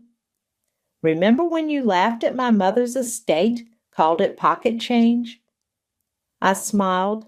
Turns out modest investments in a paid-off house in a small town are worth quite a bit when sold. My Aunt Penny helped me set everything up. Penny? Marlowe spat. That bitter old woman? Is a retired real estate lawyer, I finished, who, by the way, kept excellent records of every time you tried to pressure her to reveal confidential information about my inheritance. Stephen cleared his throat on the speaker. Angelo, I need to speak with you privately. No need, I said. I'm sure you're about to tell him that after reviewing the documents I sent over last night, the purchase was legal and binding, and that fighting it would only expose certain creative financial decisions made over the years. The phone went dead. Angelo stared at it like it had betrayed him personally. Why? He finally asked. Why wait all these years to tell us? Because you needed to show your true colors first, to serve me divorce papers in my own home, to try to throw me out like garbage. I set my coffee cup down. By the way, how's Zoe this morning? Marlowe stepped between us. Leave her out of this. Why? She's family, isn't she? Cousin Zoe, who's been coming around so much lately, who Angelo's been meeting at the Riverside Hotel every Tuesday and Thursday. Angelo's face went from red to white. How did you... Credit card statements, Angelo. I've had access to them for years. The hotel charges show up as business meetings, but Zoe's Instagram tells a different story. She really should be more careful about what she posts. A car door slammed outside. We all turned to see Zoe herself walking up the path, her designer handbag swinging nervously. I got your text, she said to Angelo. What's going on? I picked up my coffee cup again. Perfect timing. We were just discussing living arrangements. Since you'll all be moving out soon, I assume you'll want to coordinate. Moving out? Zoe looked confused, but Angelo said once the divorce was final, he couldn't promise you this house, I finished, because it's not his to give. Marlowe grabbed Zoe's arm. Don't listen to her. She's trying to manipulate. Actually, I pulled out my phone again. Why don't we listen to something interesting? A conversation from last month between you and Angelo about how Zoe would make a much more suitable mother for future heirs than me. Something about better breeding. The color drained from both their faces. Zoe pulled away from Marlowe, staring at her in horror. You planned this? She whispered. I think we're done here, I said, moving to close the door. Oh, and Angelo, the movers I hired will be here tomorrow to start packing up your things. Don't worry, I'll make sure everything is handled with care, unlike how you handled our marriage. I shut the door on their stunned faces and leaned against it, listening to the chaos erupting outside. Zoe's voice rose in anger, Marlowe's in defense, Angelo's in desperation. My phone buzzed, a text from Lucas, my neighbor. Everything okay over there? Quite a show from my kitchen window. Just fine, I typed back. Sometimes karma needs a little help with timing. The movers arrived at 8 sharp, their trucks lining the circular driveway. Angelo stood in the doorway, arms crossed, watching as they began methodically packing his life into boxes. "You can't just go through my personal things," he snapped as I walked past with a clipboard. "Actually, I can. Everything in this house was purchased with joint funds or family money. I'm having it all inventoried." I checked off another item. "Unless you'd like to provide receipts proving otherwise." He stormed off toward his study, slamming the door. I nodded to one of the movers. "That room next?" My phone rang. "Aunt Penny. How's the exodus going?" "About as well as you'd expect," I said, watching Marlowe hover protectively over her antique vases. "Though they're in for a surprise when they reach Angelo's study." "You found something?" "More like everything. I'm standing here right now, looking at—" I paused as one of the movers emerged from the study holding a stack of files. "Hold on, Penny." The folder on top had fallen open, revealing a letter with yesterday's date. From Stevens, Angelo's financial advisor. I picked it up, scanning quickly. Regarding the offshore account, transfer of assets before proceedings, minimize exposure. My hands shook as I read. "Penny, I need to call you back. Send me your colleague's number, the one who specializes in financial fraud." Angelo chose that moment to return, his face turning ashen when he saw what I was holding. "Those are private documents." "Private conspiracy is more like it," I said, taking a photo of the letter with my phone. "Planning to hide assets during a divorce is illegal, Angelo. You and Stephen should know better." "You're bluffing," but his voice cracked. "Try me." I handed the files to another mover. "These go in the special pile for my lawyer." A crash from the living room made us both jump. Marlowe stood over the remains of a shattered vase, her face twisted in rage. "You want to inventory that?" she snarled. I smiled. "Already photographed and documented. That's about $8,000 you just cost yourself." "This house," she gestured wildly, "everything in it belonged to my husband Nestor. You had no right—" "Funny you should mention Nestor," I interrupted, pulling another document from my folder, "because I found something interesting in the basement last night, an original copy of his will." The color drained from Marlowe's face. "That's impossible. All copies were—" "Destroyed? Except this one, sealed in a waterproof container behind the water heater, dated 3 weeks before his death." I held up the yellowed paper, very different from the version that was actually executed. Angelo looked between us. "Mother? What is she talking about?" "Nothing," Marlowe snapped. "She's lying." The signature on the filed will, I continued, was notarized by someone who, according to public records, died 2 months before the date on the document. Interesting oversight. A mover appeared at the top of the stairs. "Ma'am, we found a hidden safe in the master closet." "Don't you dare!" Marlowe started up the stairs, but I was faster. The safe was small, built into the wall behind what had been Angelo's suits. Inside, I found more documents, photographs, and a stack of letters tied with faded ribbon. "Love letters," I said, flipping through them. "Not from Nestor to you, Marlowe. From someone named Robert, dated right around the time Nestor died." "Give those to me!" She lunged, but I stepped back. "Mother!" Angelo's voice was dangerous now. "What did you do?" "Only what was necessary," she shrieked. "Your father was going to leave everything to his brother, all because of a stupid argument about the business. I couldn't let that happen." The silence that followed was deafening. Angelo staggered back against the wall, while Marlowe covered her mouth, realizing too late what she'd admitted. "I have it all on video," I said quietly. "The movers are wearing body cams. Standard procedure, you understand, to prevent claims of theft or damage." My phone buzzed. Lucas again. "Just saw Zoe leaving the country club. She was telling everyone about Marlowe's breeding program plan. Town's going to be talking for months. Get out, Angelo whispered to his mother. Get out of Annabelle's house. Angelo, please. Now. As Marlowe fled down the stairs, I turned to Angelo. The movers will have everything packed and moved to your new address by tonight.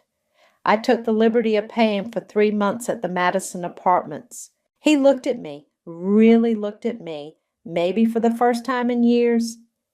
You planned all of this, every detail. No, I corrected. You and your mother planned it. I just kept better records. I started down the stairs, then turned back.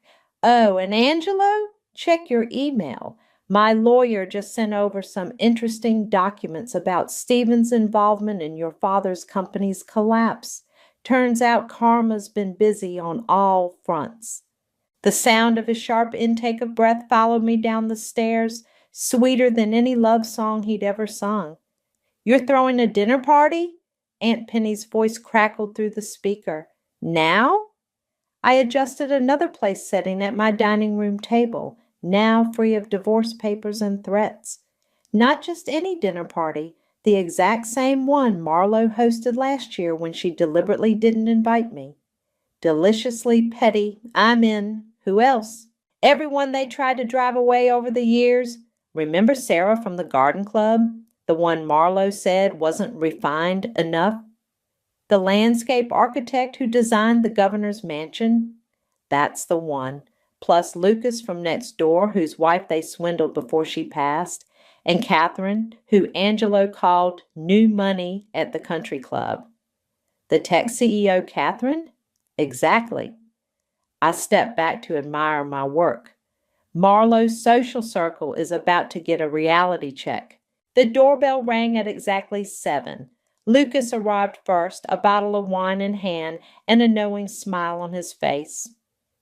Nice touch using their favorite caterer, he said, glancing at the elegant spread. Who they still owed money to, by the way. I settled their debt yesterday. I took the wine. Thank you for coming. I know this might bring up memories of how they convinced Janet to invest in Angelo's sure thing right before she got sick. His jaw tightened. I'm exactly where I need to be tonight. The others arrived in quick succession. Sarah, Catherine, and 3 other couples, all successful, all previously snubbed by the Newmans. Penny made her entrance last, wearing a dress that would have made Marlowe seethe with envy. Before we start, I raised my glass. I want to thank you all for coming. Some of you know parts of what happened here. Tonight, you'll learn the rest. Is it true about Marlowe and the forged will? Catherine leaned forward. The country club's buzzing. Among other things, I pressed a button on a remote and a screen descended from the ceiling. Angelo never knew I had this installed. He was too busy with his Thursday business meetings to notice the contractors. The screen flickered to life, showing security footage from various rooms in the house. In one, Marlowe and Angelo discussed their plan to serve me divorce papers. In another, Marlowe coached Zoe on how to accidentally run into Angelo at specific times. Good Lord, Sarah whispered. They planned everything. They did, Lucas added, his voice hard, just like they planned their investment schemes.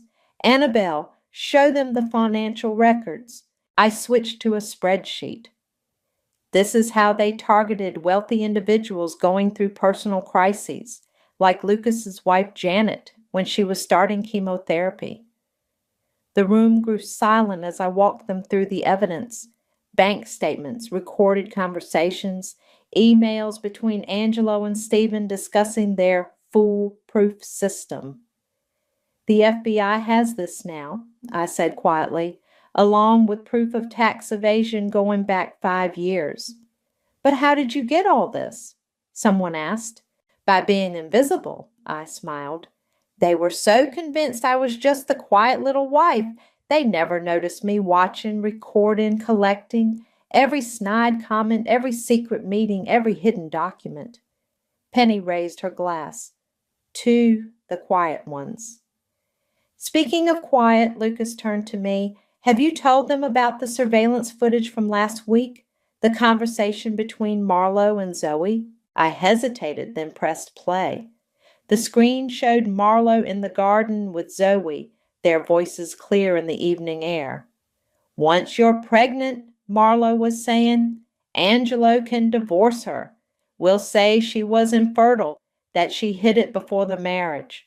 With your bloodline, your connections, the child will be perfect. But what if she fights it? Zoe asked. She has nothing. No money, no power, no influence will destroy her. Just like we did to that widow last year. What was her name? Janet? Lucas's hand tightened on his glass. I quickly stopped the playback. They're being investigated for Janet's case now, I said softly, along with 6 other instances of investment fraud. The dinner that followed was cathartic. Stories were shared, connections made, alliances formed. These weren't the bitter cast-offs Marlowe had painted them as. They were powerful, successful people who'd seen through her facade.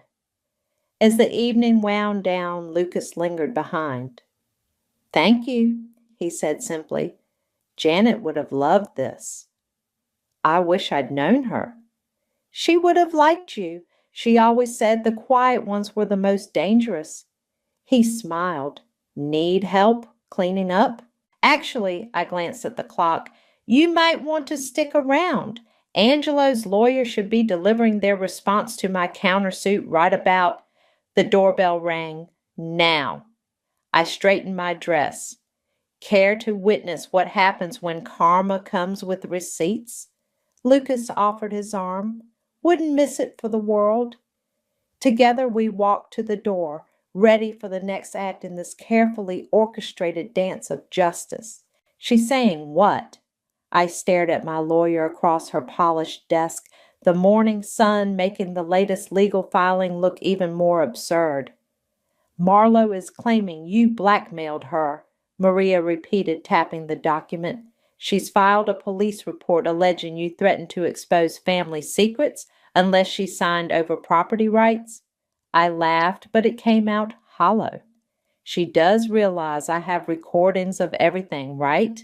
She's desperate, Maria said. But that's not all. Check page 4. I flipped through the papers. A restraining order request from Zoe? She claims you've been stalking her, sending threatening messages, even following her to medical appointments. My phone buzzed. Lucas, turn on channel 6 now. Maria reached for her remote. The local news filled her office's wall-mounted TV, showing Marlowe outside the country club, dabbing her eyes with a monogrammed handkerchief. My former daughter-in-law, she was saying, voice trembling perfectly, has orchestrated a campaign of terror against our family. Now in my condition? I leaned forward. My doctors have confirmed. Marlowe paused for the dramatic effect. I have stage 4 cancer. All I want is to spend my remaining time with my son in our family home. Jesus, Maria muttered. She's good. My phone rang again, Penny this time. Are you seeing this? Every Oscar-worthy moment, I said. Let me guess. She's been telling everyone at the club about her mysterious illness? Better. I just spoke to my friend at Memorial Hospital. No record of any cancer diagnosis for Marlowe. I put the phone on speaker so Maria could hear. Can we prove that? HIPAA makes it complicated, Maria warned. And even if we could, going after a supposedly sick woman would make me look terrible, I finished. Exactly what she wants. A commotion outside Maria's office interrupted us. Through the glass walls, I saw Angelo striding toward us, followed by security trying to stop him. Let him in, I told them. This should be interesting. Angelo burst in, waving his phone. Did you send these emails to my clients? What emails? Don't play innocent. Every major client of my firm just received detailed records of our investment practices. They're pulling their accounts. I studied his face, the dark circles under his eyes. the expensive suit that somehow looked shabby now. Actually, those came from Stephen's office. Seems he's cutting a deal with the FBI. Angelo collapsed into a chair. He wouldn't.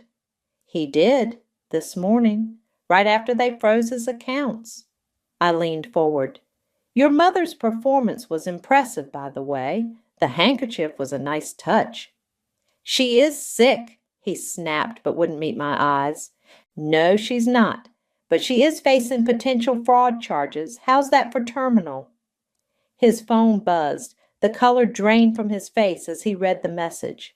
Stephen? I guessed. Telling you he's cooperating?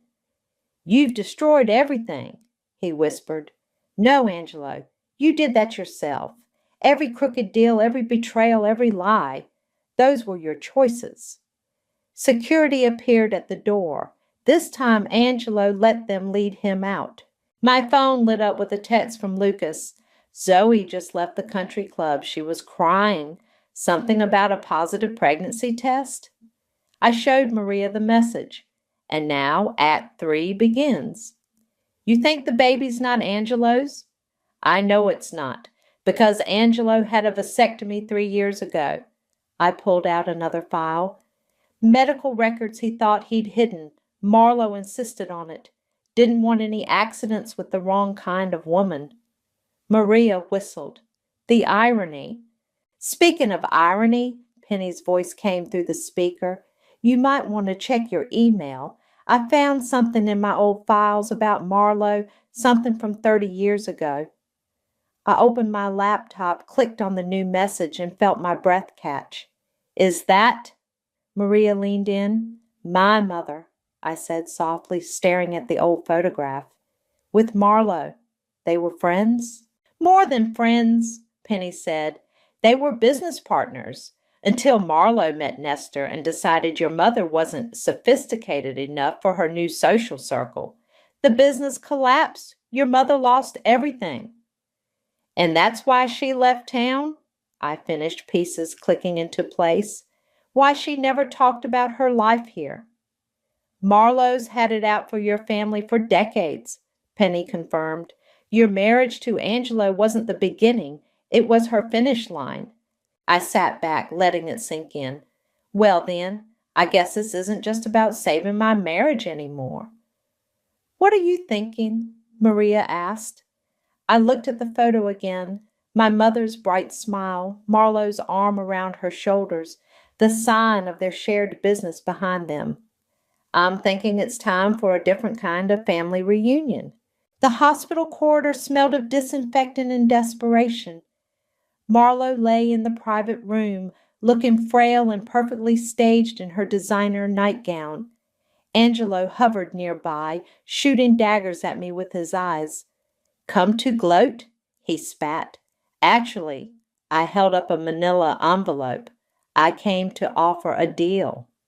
Marlowe's eyes flickered to the envelope. Even pale and supposedly dying, she couldn't hide her calculating nature. What kind of deal? She asked, voice weak but interested. I found some interesting documents about a business partnership from 30 years ago. Riverside Designs. Ring any bells? The heart monitor's steady beeping quickened slightly. That was ages ago. Marlowe waved her hand dismissively. A failed venture. That you deliberately sabotage, I finished, after you met Nestor. After you decided my mother wasn't good enough for your new social circle. Angelo frowned. Mother?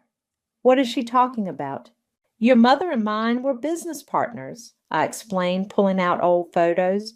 Best friends even, until Marlowe found a better offer. It wasn't personal, Marlowe sniffed. Just business. Really? Because these bank records show you withdrew all the capital right before a major contract. You knew it would bankrupt my mother. The door opened and Zoe burst in, mascara streaking her face. Angelo, we need to talk. Now. Not a good time, he growled. It's about the baby, she sobbed. I just got the DNA test results. Marlowe sat up straighter, suddenly looking less fragile. What DNA test? The one proving it's not Angelo's, I said quietly, because Angelo can't have children. Right, Marlowe? That's why you had him get a vasectomy 3 years ago? The room went deadly silent. Angelo turned to Zoe, who had backed against the wall. Is this true? He demanded. I can explain, she whimpered. I thought if you believed it was yours. You knew? Marlowe's voice could have frozen hell. You knew about his vasectomy? Of course she knew. I pulled out another document. Because you told her, right here in this recording from 4 months ago, when you were planning how to use a pregnancy to force the divorce through. Angelo staggered back. Mother! Oh, please. Marlowe's sick patient act vanished. Everything I did was for you, to protect our legacy. This little gold digger, she pointed at me, never deserved our name. Like my mother didn't deserve your loyalty? I stepped closer. I have proof you forged documents to destroy her business, that you deliberately ruined her reputation in town, all because she knew too much about your relationship with Robert while Nestor was still alive. The heart monitor's beeping became erratic. Marlowe's face turned red. You don't know anything, she hissed. I know Robert was Nestor's brother. I know you were seeing him before Nestor's convenient accident, and I know he disappeared right after you produced that suspiciously timely new will. Accident? Angelo's voice cracked. Father's death wasn't an accident? Ask your mother about the insurance policy she took out 2 weeks before. Marlowe lunged for the call button, but I was faster. Don't bother. The police are already here. They've been waiting to take your statement about Robert's disappearance. As if on cue, 2 detectives entered the room. Zoe used the distraction to slip out, still crying. Mrs. Newman, one detective said, we have some questions about events from 30 years ago. I'm sick, she protested weakly, the frail patient act returning. My doctor has confirmed you're not receiving any cancer treatment, I finished. We checked thoroughly. Marlowe's face contorted with rage. She threw off her blankets and stood, yanking out her IV. You think you're so clever, she snarled. Just like your mother, always playing the victim. She deserved everything she got. There it is, I said softly, holding up my phone. The confession I've been waiting for, all recorded just like everything else in this room has been for the last hour. The detectives moved forward, but Marlowe was faster. She grabbed her purse and pulled out a small revolver. Mother, Angelo shouted. Nobody moves, she said, voice shaking. I've lost everything once before. Never again.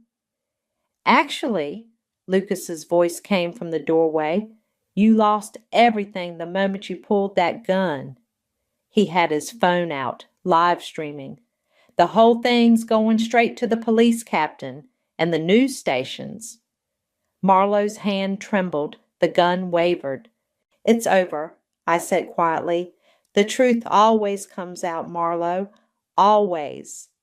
She looked at Angelo, pleading, but his face had turned to stone as he stared at the mother he thought he knew.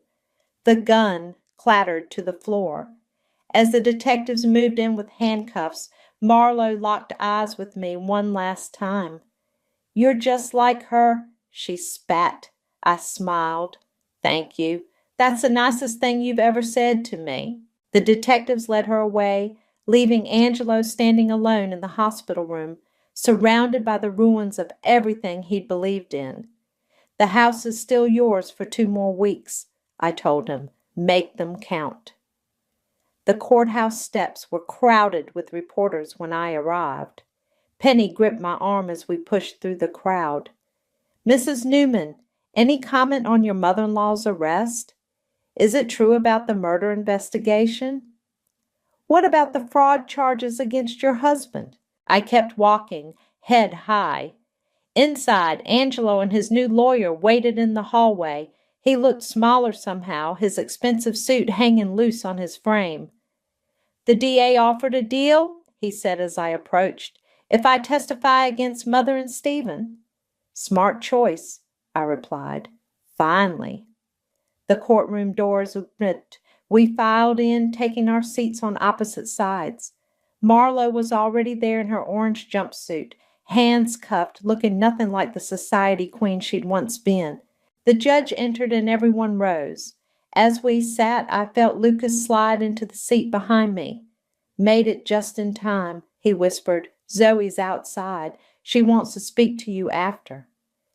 Before I could respond, the proceedings began. The prosecutor stood outlining 30 years of fraud, manipulation, and one suspicious death.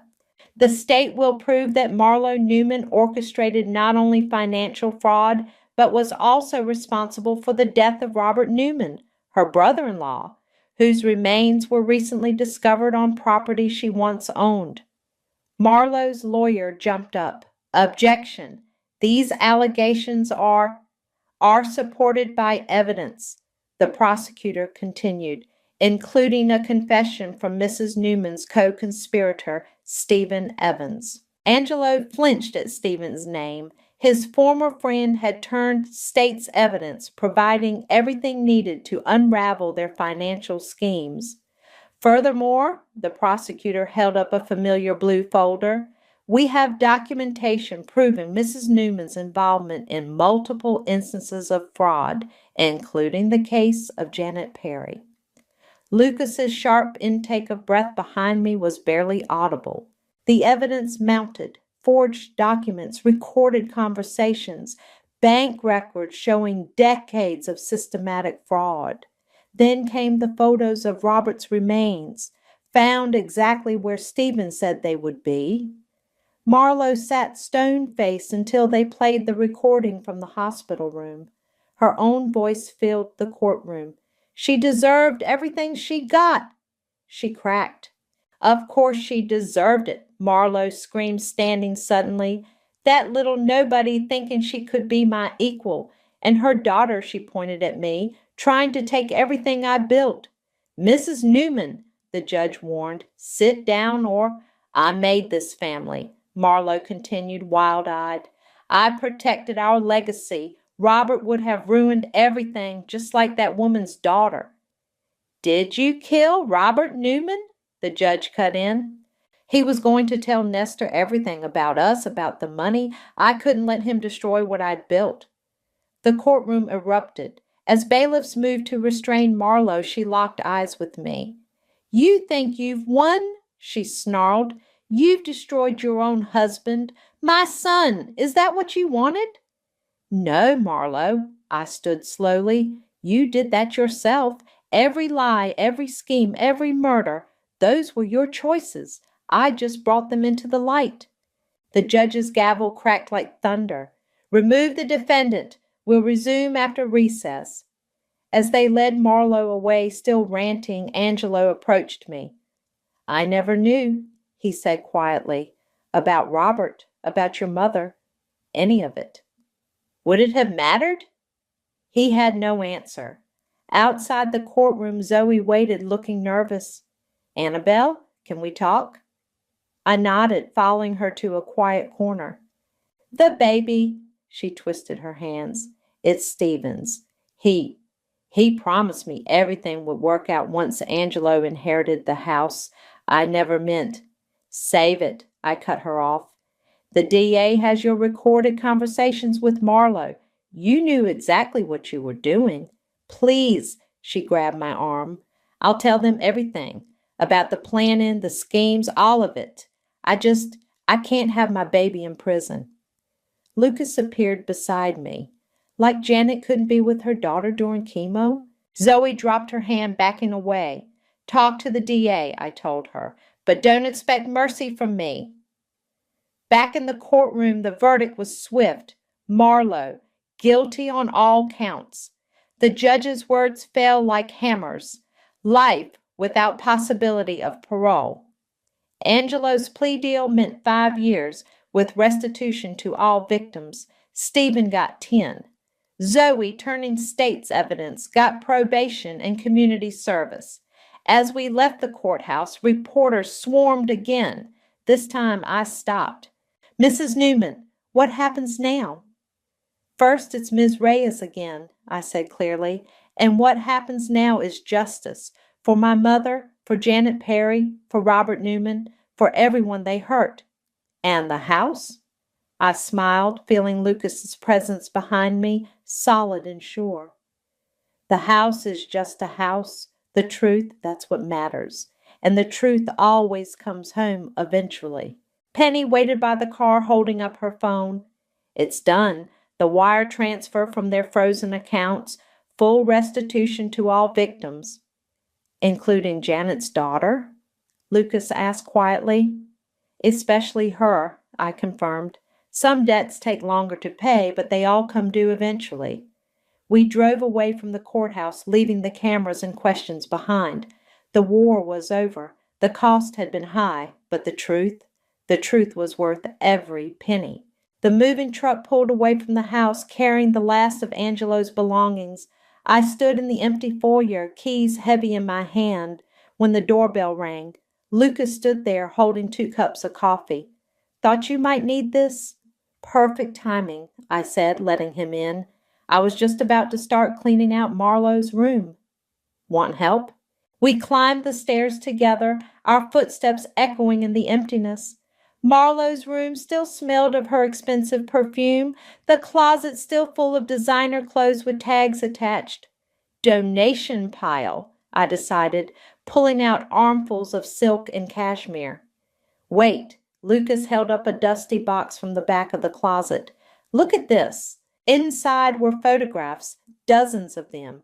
My mother and Marlowe, young and smiling, standing in front of their shop. My mother at what looked like Marlowe's first wedding to Nestor. Happy moments frozen in time before greed poisoned everything. She kept these all these years, I murmured, even after everything she did. The doorbell rang again. This time it was Penny, waving a folder. You need to see this. Now! We gathered in the kitchen, my favorite room, the one place Marlowe never entered because real ladies don't cook. Penny spread out the documents. These just came from the executor of Nestor's estate, she explained. Apparently there was a safety deposit box none of us knew about. Inside was a letter, dated the day before he died. I picked up the yellowed envelope. The letter inside was brief. To my son, Angelo. If you're reading this, something has happened to me. Your mother isn't who you think she is. The proof is in the old garage files. Everything about Robert, about the money, about what she's planning. Be careful, trust no one. Dad. He knew, I whispered. He was going to expose her. And he paid for it, Lucas added softly, just like Robert. There's more. Penny pulled out another document. Nestor had a second will, hidden in the box. He left everything to Robert's daughter. I froze. Robert had a child. A daughter given up for adoption before he disappeared. The executor traced her. Penny met my eyes. It's your mother, Annabelle. Robert was your grandfather. The coffee cup slipped from my hand, shattering on the floor. Lucas steadied me as the truth sank in. Marlowe knew, I said. That's why she hated us so much. My mother was Robert's daughter, the rightful heir to everything, which makes you Nestor's granddaughter, Penny finished. The house was always meant to be yours. A knock at the back door made us all jump. Angelo stood there looking uncertain. Sorry, he said when I let him in. I forgot something in the study. He stopped when he saw the photos spread across the counter, picked up one of Marlowe and Robert. I found Mom's diaries, he said quietly. She wrote about Robert, about how much she loved him before everything went wrong. She wrote about your mother, too. Did you read about what she did to them? He nodded. I came to give you this. He pulled out an old key. It opens the wine cellar, the real one, behind the false wall. Dad's private collection is there. It should go to you, his his granddaughter. Angelo. I'm moving to Seattle, he cut in. Fresh start, away from all of this. He managed a weak smile.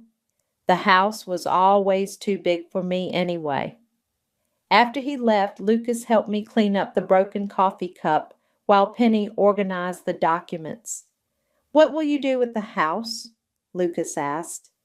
I looked around the kitchen, seeing it with new eyes, not as a prison of manipulation and lies, but as a place of hidden truths and unexpected inheritances. I'm thinking of turning it into a shelter, I said, for women escaping financial abuse. Janet would have needed a place like that. Lucas's hand found mine. She loved that idea. Speaking of ideas, Penny called from the study, come look at this. She'd found Nestor's old business plans, including designs for the property that had never been built, gardens, community spaces, a place for people to heal and grow. He had the same dream, I realized, before Marlowe twisted everything. Then let's make it happen, Lucas squeezed my hand. Honor both your grandfather's legacies. I looked at the photos one last time. My mother's smile, Robert's kind eyes, Nestor's quiet dignity, then at the people with me now, Penny's fierce loyalty, Lucas's steady strength. First, I said, we need to repaint this kitchen. Marlowe would hate yellow. Their laughter echoed through the house, chasing away the last shadows of the past.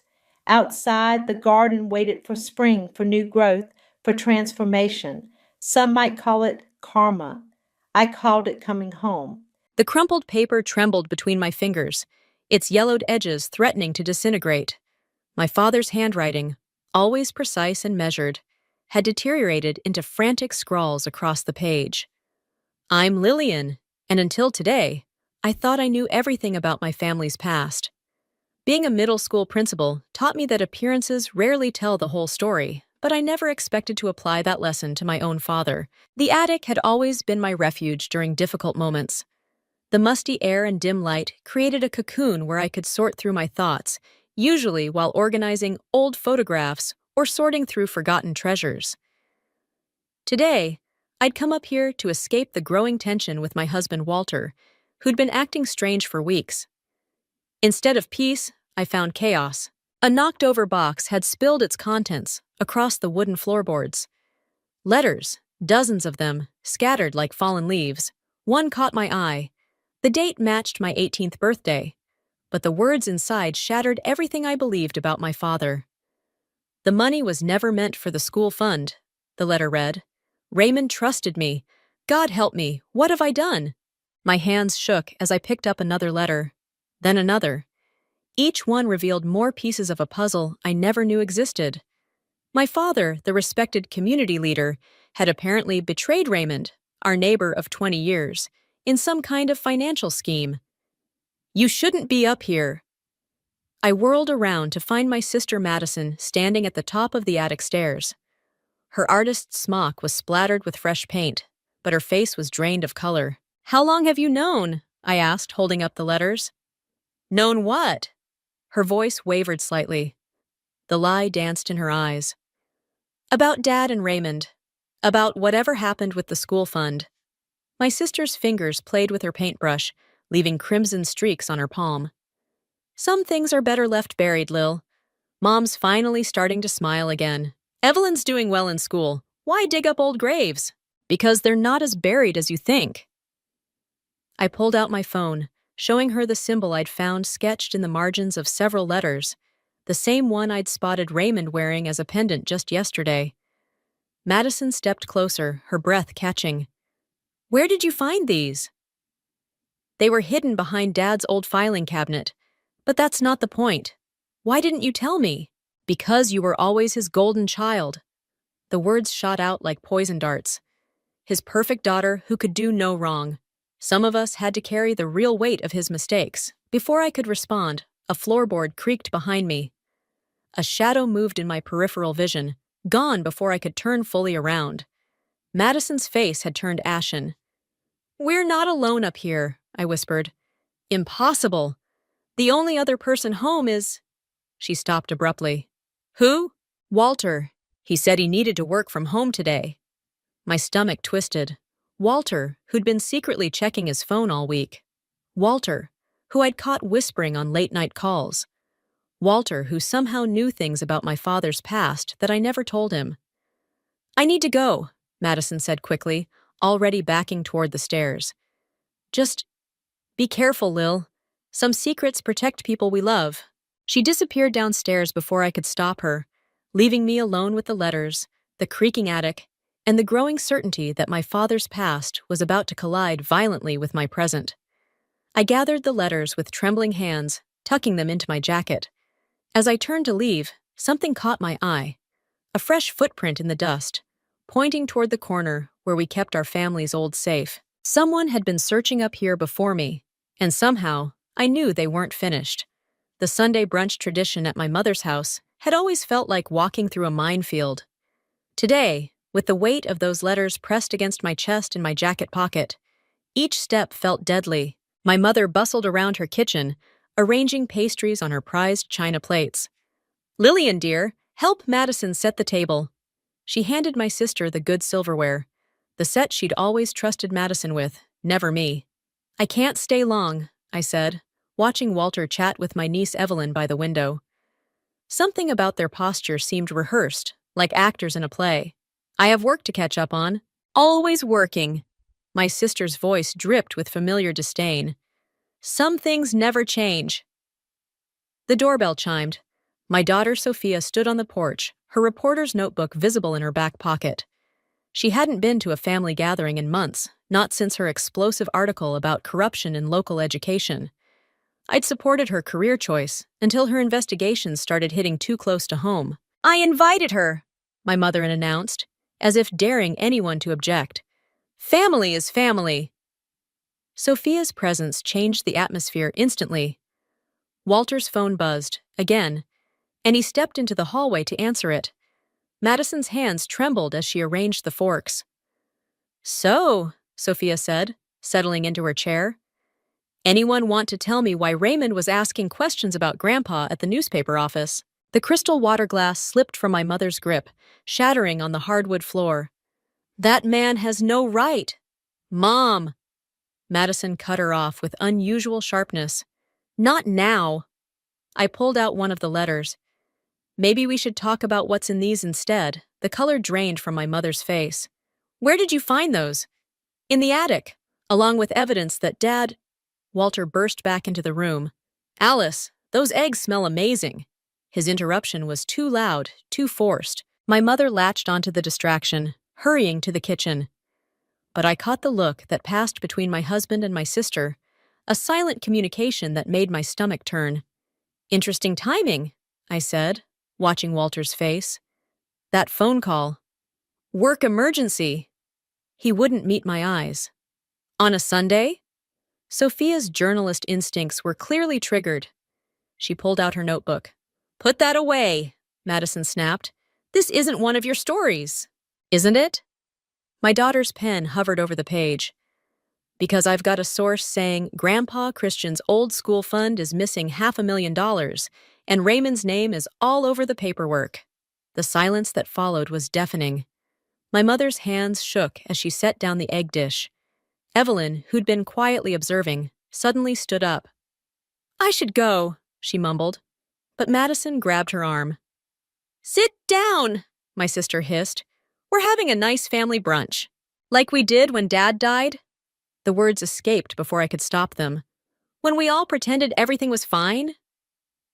You always do this. Madison's voice rose. Perfect Lillian, Dad's favorite. Thinking you have the right to judge everyone else's choices. At least I'm not the one sneaking around with my sister's husband. The accusation hung in the air like smoke. Walter's phone buzzed again. This time I was close enough to see the screen. Maddie 3 flashed across it before he could snatch it away. My mother slumped into her chair. I told you both, she whispered. I told you to leave the past buried. What do you mean both? I turned to her. What do you know about this? But before she could answer, Evelyn bolted from the table, knocking over her chair. Madison moved to follow her, but I blocked her path. Don't, I warned. You've done enough damage. You have no idea, my sister replied, her voice eerily calm. About the damage. About Dad. About any of it. She reached into her pocket and pulled out a familiar object, a pendant with the same symbol from the letters. Where did you get that? I demanded. From Raymond. Her smile was sharp as broken glass. 2 days before Dad died, Walter's phone buzzed one final time. In the chaos, I glimpsed the message. It's done. She'll know everything by tonight. The eggs grew cold on the table, untouched, as decades of carefully constructed lies began to unravel around us. Pamela's antique shop smelled of furniture polish and secrets. I found her in the back room, cataloging estate sale items, her silver hair caught in the afternoon light. I wondered when you'd come, she said without looking up. Madison called. Of course she had. My sister always ran to Pamela when things got messy, just like when we were kids. Our father's oldest friend had been our unofficial therapist, confidant, and keeper of family secrets for decades. Did she tell you about the letters? I placed them on her desk, watching her hands still over her inventory book. Oh, Lillian. She touched the yellowed paper like it might crumble. Some doors shouldn't be reopened. They were never properly closed. I pulled out the pendant Madison had shown at brunch. What does this symbol mean? Why did Raymond give it to my sister? Pamela's fingers trembled as she traced the intricate design. Your father was part of something, a group of local businessmen. They called themselves investors, but really they were... A sharp crash from the front of the store cut her off. We both jumped. Just the cat, she said, but her voice wavered. She moved to her office door, closing it softly. Raymond wasn't just your neighbor, Lillian. He was your father's partner in everything. The school fund, the real estate deals, all of it. The missing money Sophia mentioned? Your father, Pamela hesitated. He made choices to protect certain people. Madison? Your mother. The revelation hit like a physical blow. What did my mother need protection from? Ask her about the summer of '82, about what really happened with Raymond's wife. Pamela's voice dropped to barely a whisper. Ask her why she burns sage every year on June 15th. Before I could press further, my phone buzzed. A text from an unknown number. The pendant belongs to the circle. Your father stole it, just like he stole everything else. R.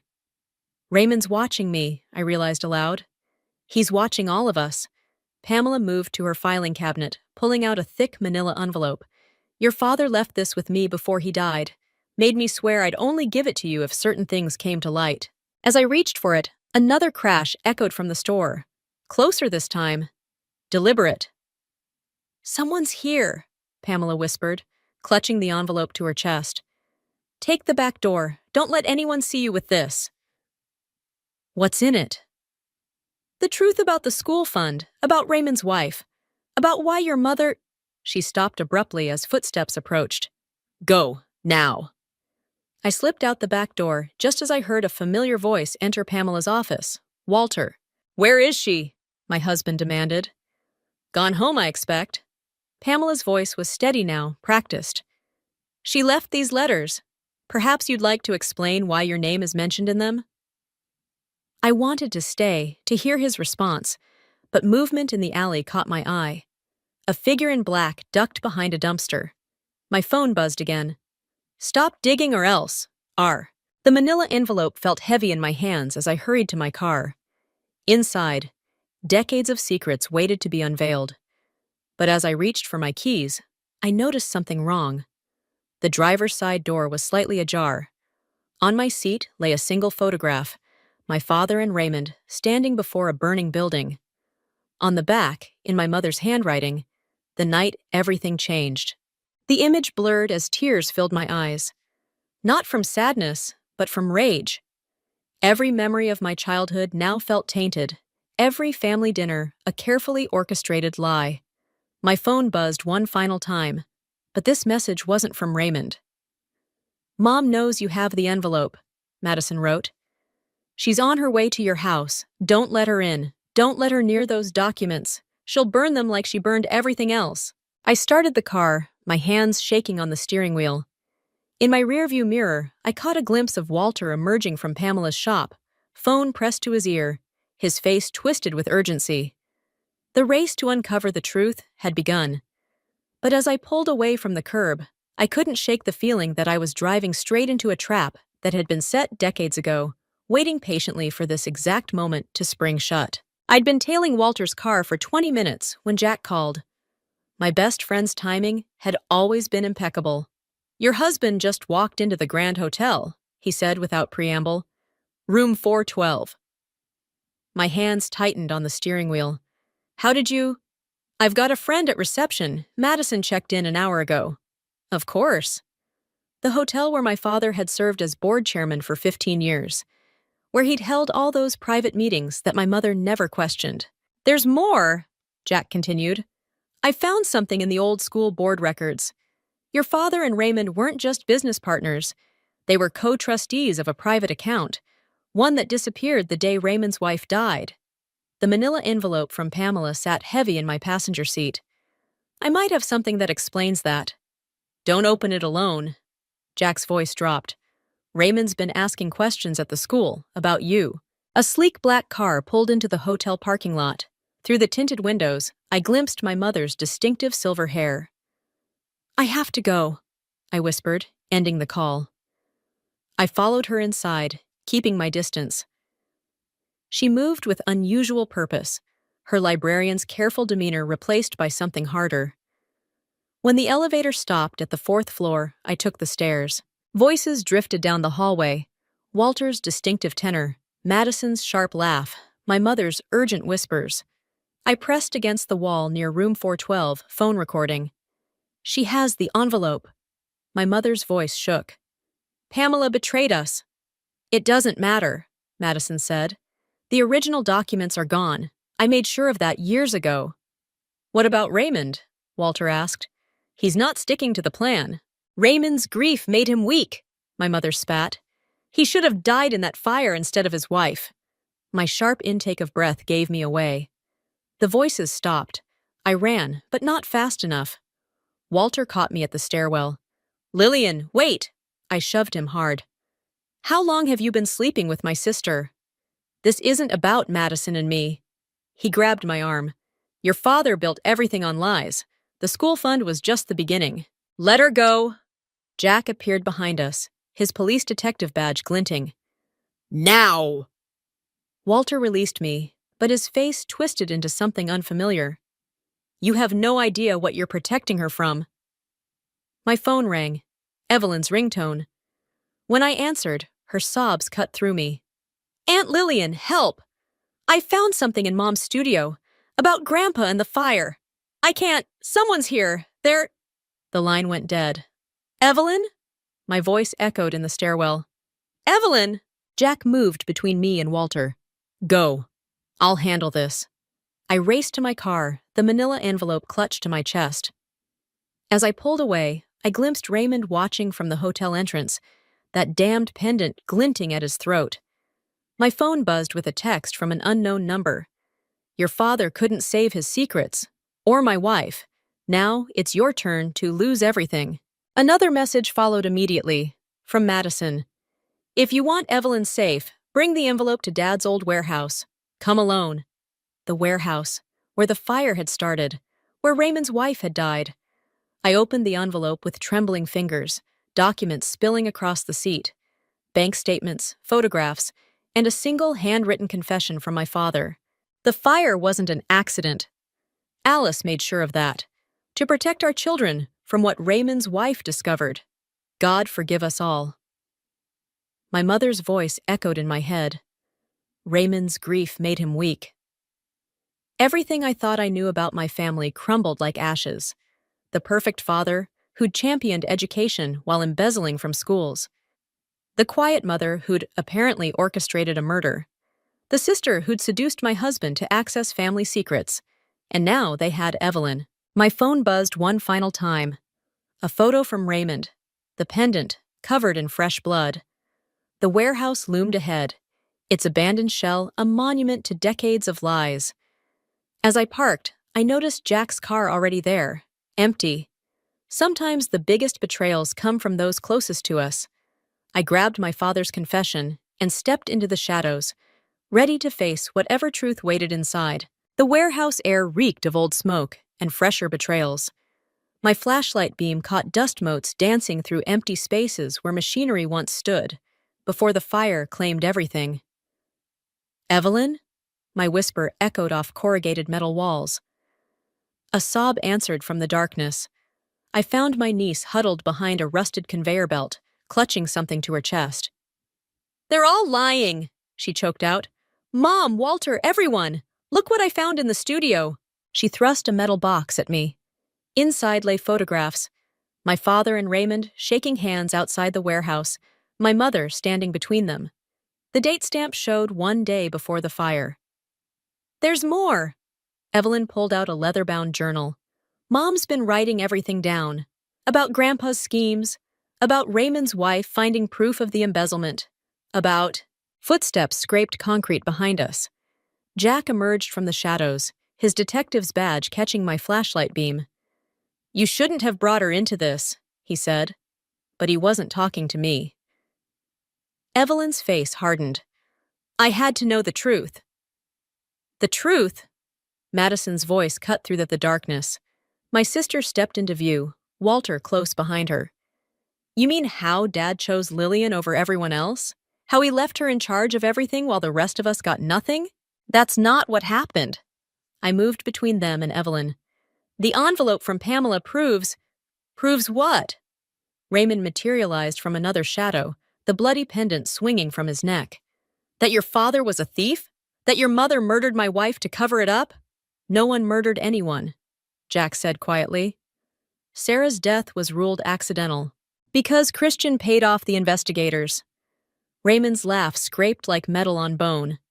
"Just like he paid you to keep quiet all these years." I turned to Jack, the betrayal hitting harder than any physical blow. "You knew?" "I tried to protect you." His hand moved toward his gun. "All of you." "Protect us?" Madison's voice rose hysterically. "While Walter and I struggled to keep the school running after Dad died? While Mom slowly lost her mind with guilt? The school!" Evelyn's voice cut through the chaos. She held up a page from the journal. "That's what Raymond's wife discovered. The money wasn't just embezzled, it was laundered, through the school board, through all of you." The truth crashed down like falling timber. My father's educational legacy, built on dirty money. My husband and sister, continuing the scheme. My mother's desperate act to protect it all. "That's why you seduced Walter," I said to Madison, "to keep the operation going." "I loved him," she spat. "More than you ever did. But someone had to maintain Dad's connections after he died." A metallic click echoed through the warehouse. Raymond aimed a gun at my chest. "Enough talking. The envelope. Now." "It's not here." I met his gaze steadily. "But Sophia has copies of everything. One phone call and it all goes public." "You're bluffing," Walter said, but uncertainty crept into his voice. My phone buzzed. A message from my daughter. "Mom, I'm outside with the police. Give me a signal." "No bluff." I held up my phone. "It's over, all of it." "You'll destroy everyone," Madison pleaded. "Mom, the school, our whole family." "This family destroyed itself long ago." I reached for Evelyn's hand. "We just couldn't see it." Raymond's finger tightened on the trigger. "Sarah deserved justice." "Yes," I agreed. "She did." The warehouse doors burst open, flooding the space with police lights.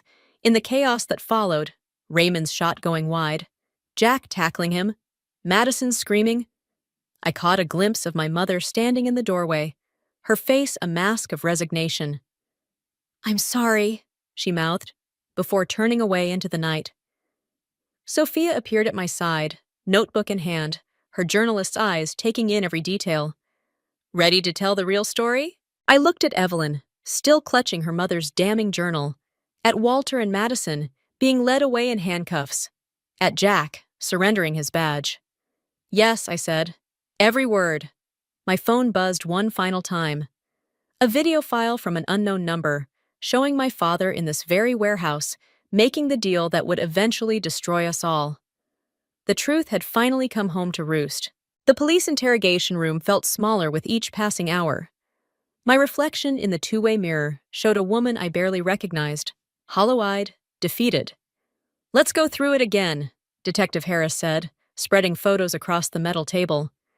My father's business records, the warehouse fire, Sarah's autopsy report. "When did you first suspect your husband's involvement?" Before I could answer, the door opened. Jack walked in, no longer wearing his badge. His face aged a decade in days. "You need to see this." He placed a laptop in front of me.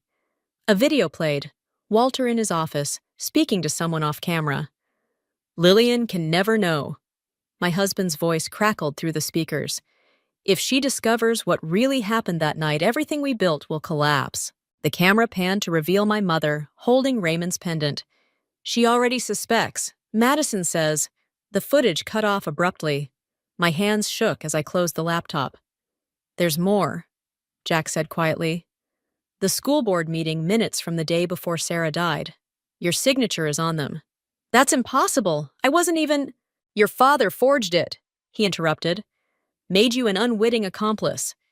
Everything that happened after, the fire, Sarah's death, the missing money, it all leads back to that signature." The truth hit like a physical blow. I wasn't just a victim of my family's deception. I was part of it. My phone buzzed. A text from Sophia. "Mom, Evelyn's gone. Madison's studio is empty. The journal's missing." Another message followed immediately, from an unknown number. "Your niece knows too much. Like mother, like daughter. History repeats." "They're going to hurt her," I whispered. "Like they hurt Sarah." "We don't know that," Jack started, but Detective Harris cut him off. "We found traces of accelerant matching the warehouse fire in Madison's studio. Recent purchases." The implications turned my blood to ice. My sister following our mother's deadly example. The interrogation room door opened again. Walter stood there, somehow looking both defeated and dangerous. 5 minutes, Detective Harris said, leaving us alone. "I never wanted this," Walter said. "Your father built an empire on lies, but it was Madison who—" "Save it!"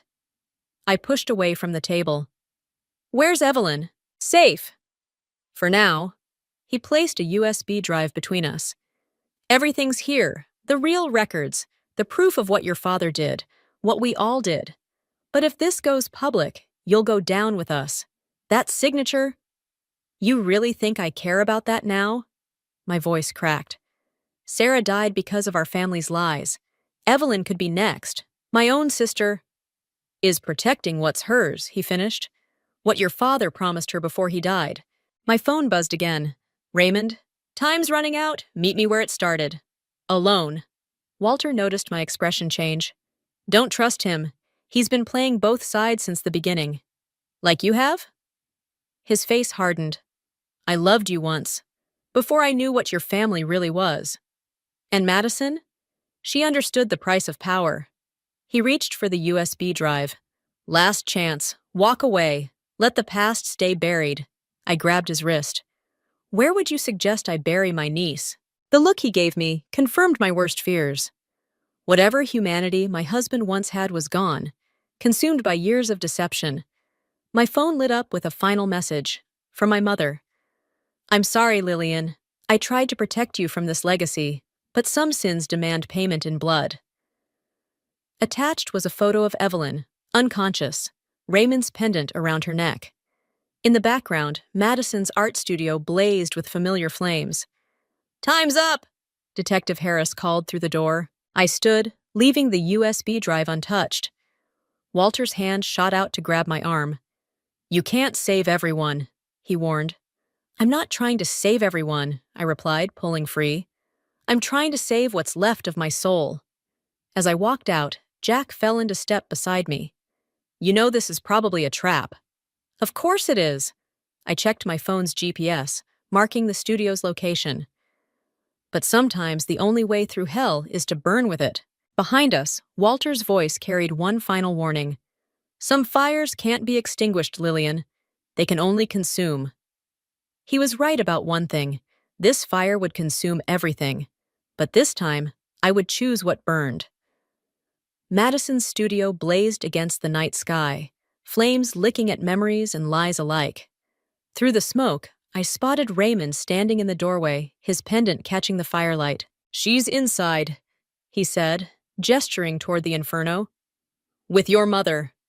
I pushed past him, but his grip on my arm stopped me. Sarah died trying to expose the truth. Now history repeats itself. Where's Evelyn? Ask Alice. She's the one who orchestrated everything, both times. The heat pressed against my face as I entered the burning studio. Through the smoke, I made out two figures.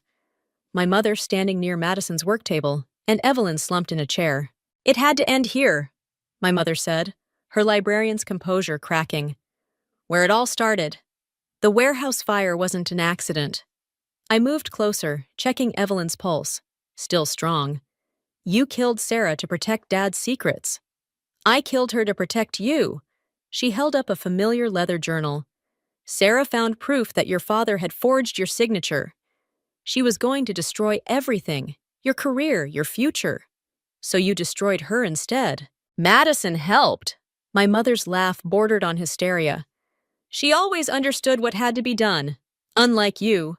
A support beam crashed nearby, showering sparks. Evelyn stirred, coughing. "And now?" I asked, positioning myself between them. "Another convenient accident?" "Evelyn knows too much." Madison emerged from the smoke, Walter close behind her. "About Dad, about the school fund, about Sarah." "About you and Walter?" I challenged. "About how you've been embezzling money since Dad died?" "We protected his legacy," Walter said. "While you played principal, we kept the machine running." "By stealing from children?" "By surviving!" Madison screamed. The flames reflected in her eyes, turning them molten. "Dad promised me everything, then left it all to you, his perfect daughter." "I never wanted any of it." "That's why you didn't deserve it." Raymond stepped through the doorway, gun raised. "Your father built an empire on other people's ruins. Now it's time for payment." A groan from above. The ceiling was about to collapse. "Mom?" Evelyn's voice, weak but clear. "What's happening?"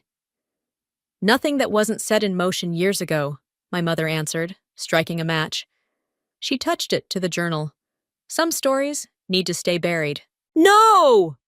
Raymond lunged for the burning book. In the chaos, Walter grabbed for the gun. The shot echoed like thunder. My mother crumpled, red blooming across her chest. The journal fell from her hands, flames consuming pages of secrets. "Alice!" Madison rushed forward, but another beam crashed down, separating us. Through the inferno, I locked eyes with Raymond. "Sarah wasn't trying to expose Dad, was she? She was trying to expose you." His face twisted. "She was going to ruin everything we'd built together. Christian and I, we had a system until he got greedy." "So you set him up," I realized. "The forged signature, the missing money, all of it. And your mother played right into my hands." He aimed the gun at Evelyn. "Like mother, like daughter." The ceiling groaned again. We had minutes, maybe seconds. "Lillian!" Jack's voice cut through the roar of flames. "Fire department's here. Get out now!" I grabbed Evelyn, pulling her up. "It's over, Raymond. Sophia has everything. The real documents, security footage from the warehouse, Sarah's original notes." "Then we all burn together," he snarled, finger tightening on the trigger. The gunshot mixed with the sound of shattering glass as water from the fire hoses burst through the windows. In the chaos, Madison tackled Raymond. The gun skittered across the floor. "Go!" she screamed at me. "Get her out!" I hesitated for a split second, seeing my sister, really seeing her, for the first time in years. "Madison, I said go!" She held Raymond down as flames consumed the studio. Some sins demand payment in blood. Dragging Evelyn toward the exit, I caught one last glimpse. My mother's still form, Walter disappearing into smoke, Madison and Raymond locked in their final dance. Outside, Sophia waited with paramedics. As they took Evelyn, my phone lit up with an unknown caller ID. The message chilled me more than any fire. Payment received, but the debt remains. See. The community center walls displayed the evidence of our family's destruction in stark detail. Sophia had arranged everything with a journalist's precision: photographs, documents, newspaper clippings. 2 decades of corruption and betrayal laid bare. "They're ready," my daughter said, touching my arm. The auditorium doors opened, revealing faces I'd known my whole life: school board members, teachers, parents, former friends who'd believed in my father's educational legacy. Walter sat in the front row, hands cuffed, flanked by detectives. His eyes never left the floor. I stepped to the podium, Evelyn and Sophia beside me. My father once said that truth was the highest form of justice. The irony of that statement ends today. The projector hummed to life, showing security footage from the warehouse fire. My mother's confession, recorded in her final moments, Raymond's documented threats, Madison's financial records. The school fund wasn't just embezzled, I continued. It was weaponized, used to control people, to destroy lives. Sarah wasn't the only victim. Every student, every teacher, every family touched by this institution paid the price of our lies. Gasps rippled through the crowd as more evidence appeared. Walter's signature on fraudulent documents, Madison's artwork sales laundering money, Raymond's connection to organized crime. "My sister died trying to protect this system," I said, my voice steady. "My mother died creating it, but their choices don't have to be ours." Evelyn stepped forward, holding up her mother's journal. Madison wrote everything down: every transaction, every threat, every betrayal. She wanted the truth known in the end. The audience stirred as Jack entered, carrying a familiar metal box. Inside lay the pendant, Raymond's symbol of power, recovered from the studio ashes. "The cycle ends here," I declared. "The school board will be restructured. Every stolen dollar will be traced and returned, and those responsible will what?" Walter suddenly stood, despite his handcuffs. "Serve time? Pay restitution? You can't undo 20 years of history." "No," I agreed. "But we can choose what happens next." Sophia activated the final slide. A new educational foundation, named for Sarah. "Every cent recovered will fund scholarships," she explained, "for students affected by the corruption, starting with full rides for this year's seniors." The crowd erupted in applause, but I barely heard it. My eyes fixed on Pamela, standing at the back, clutching an envelope I recognized. The last piece of evidence. She nodded once, then slipped away. Later, as the center emptied, I found the envelope on my windshield. Inside was a photograph I'd never seen: my father and Raymond as young men, standing before the school's cornerstone. Between them, barely visible, was the pendant. A note fell from the envelope. "Some debts can never be repaid, but some chains can be broken. P." "Mom?" Sophia appeared at my shoulder. "Evelyn's asking about Madison's studio. What should we do with what's left?" I looked at my daughter, so much stronger than I'd been at her age, so much wiser about the cost of truth. "We rebuild," I said, "but this time on a foundation of honesty. Even if it hurts?" "Especially then." As we walked to the car, my phone buzzed one last time. The message wasn't signed, but I recognized Walter's number. "Your father would be proud, not of what we did, but of how you ended it." I deleted the message without responding. Some chapters needed to close without farewell. Evelyn waited in the back seat, Madison's journal open in her lap. "I found something else," she said. "A letter Mom wrote to you before everything." I took the folded page, recognizing my sister's artistic scrawl. "Lillian, I chose the wrong legacy to protect. Don't make the same mistake. Some fires purify, some destroy. The difference is in what rises from the ashes." As we drove away, I glimpsed Raymond's pendant in the rearview mirror, now just a piece of metal reflecting the setting sun. Its power, like our family's secrets, had finally burned away. But on my windshield, one final note appeared. "Truth has a price. Are you ready to pay it? See." The future stretched ahead, uncertain but unburdened by lies. Sometimes, I realized, the heaviest chains are the ones we forge ourselves. And sometimes, breaking them requires burning everything we thought we knew.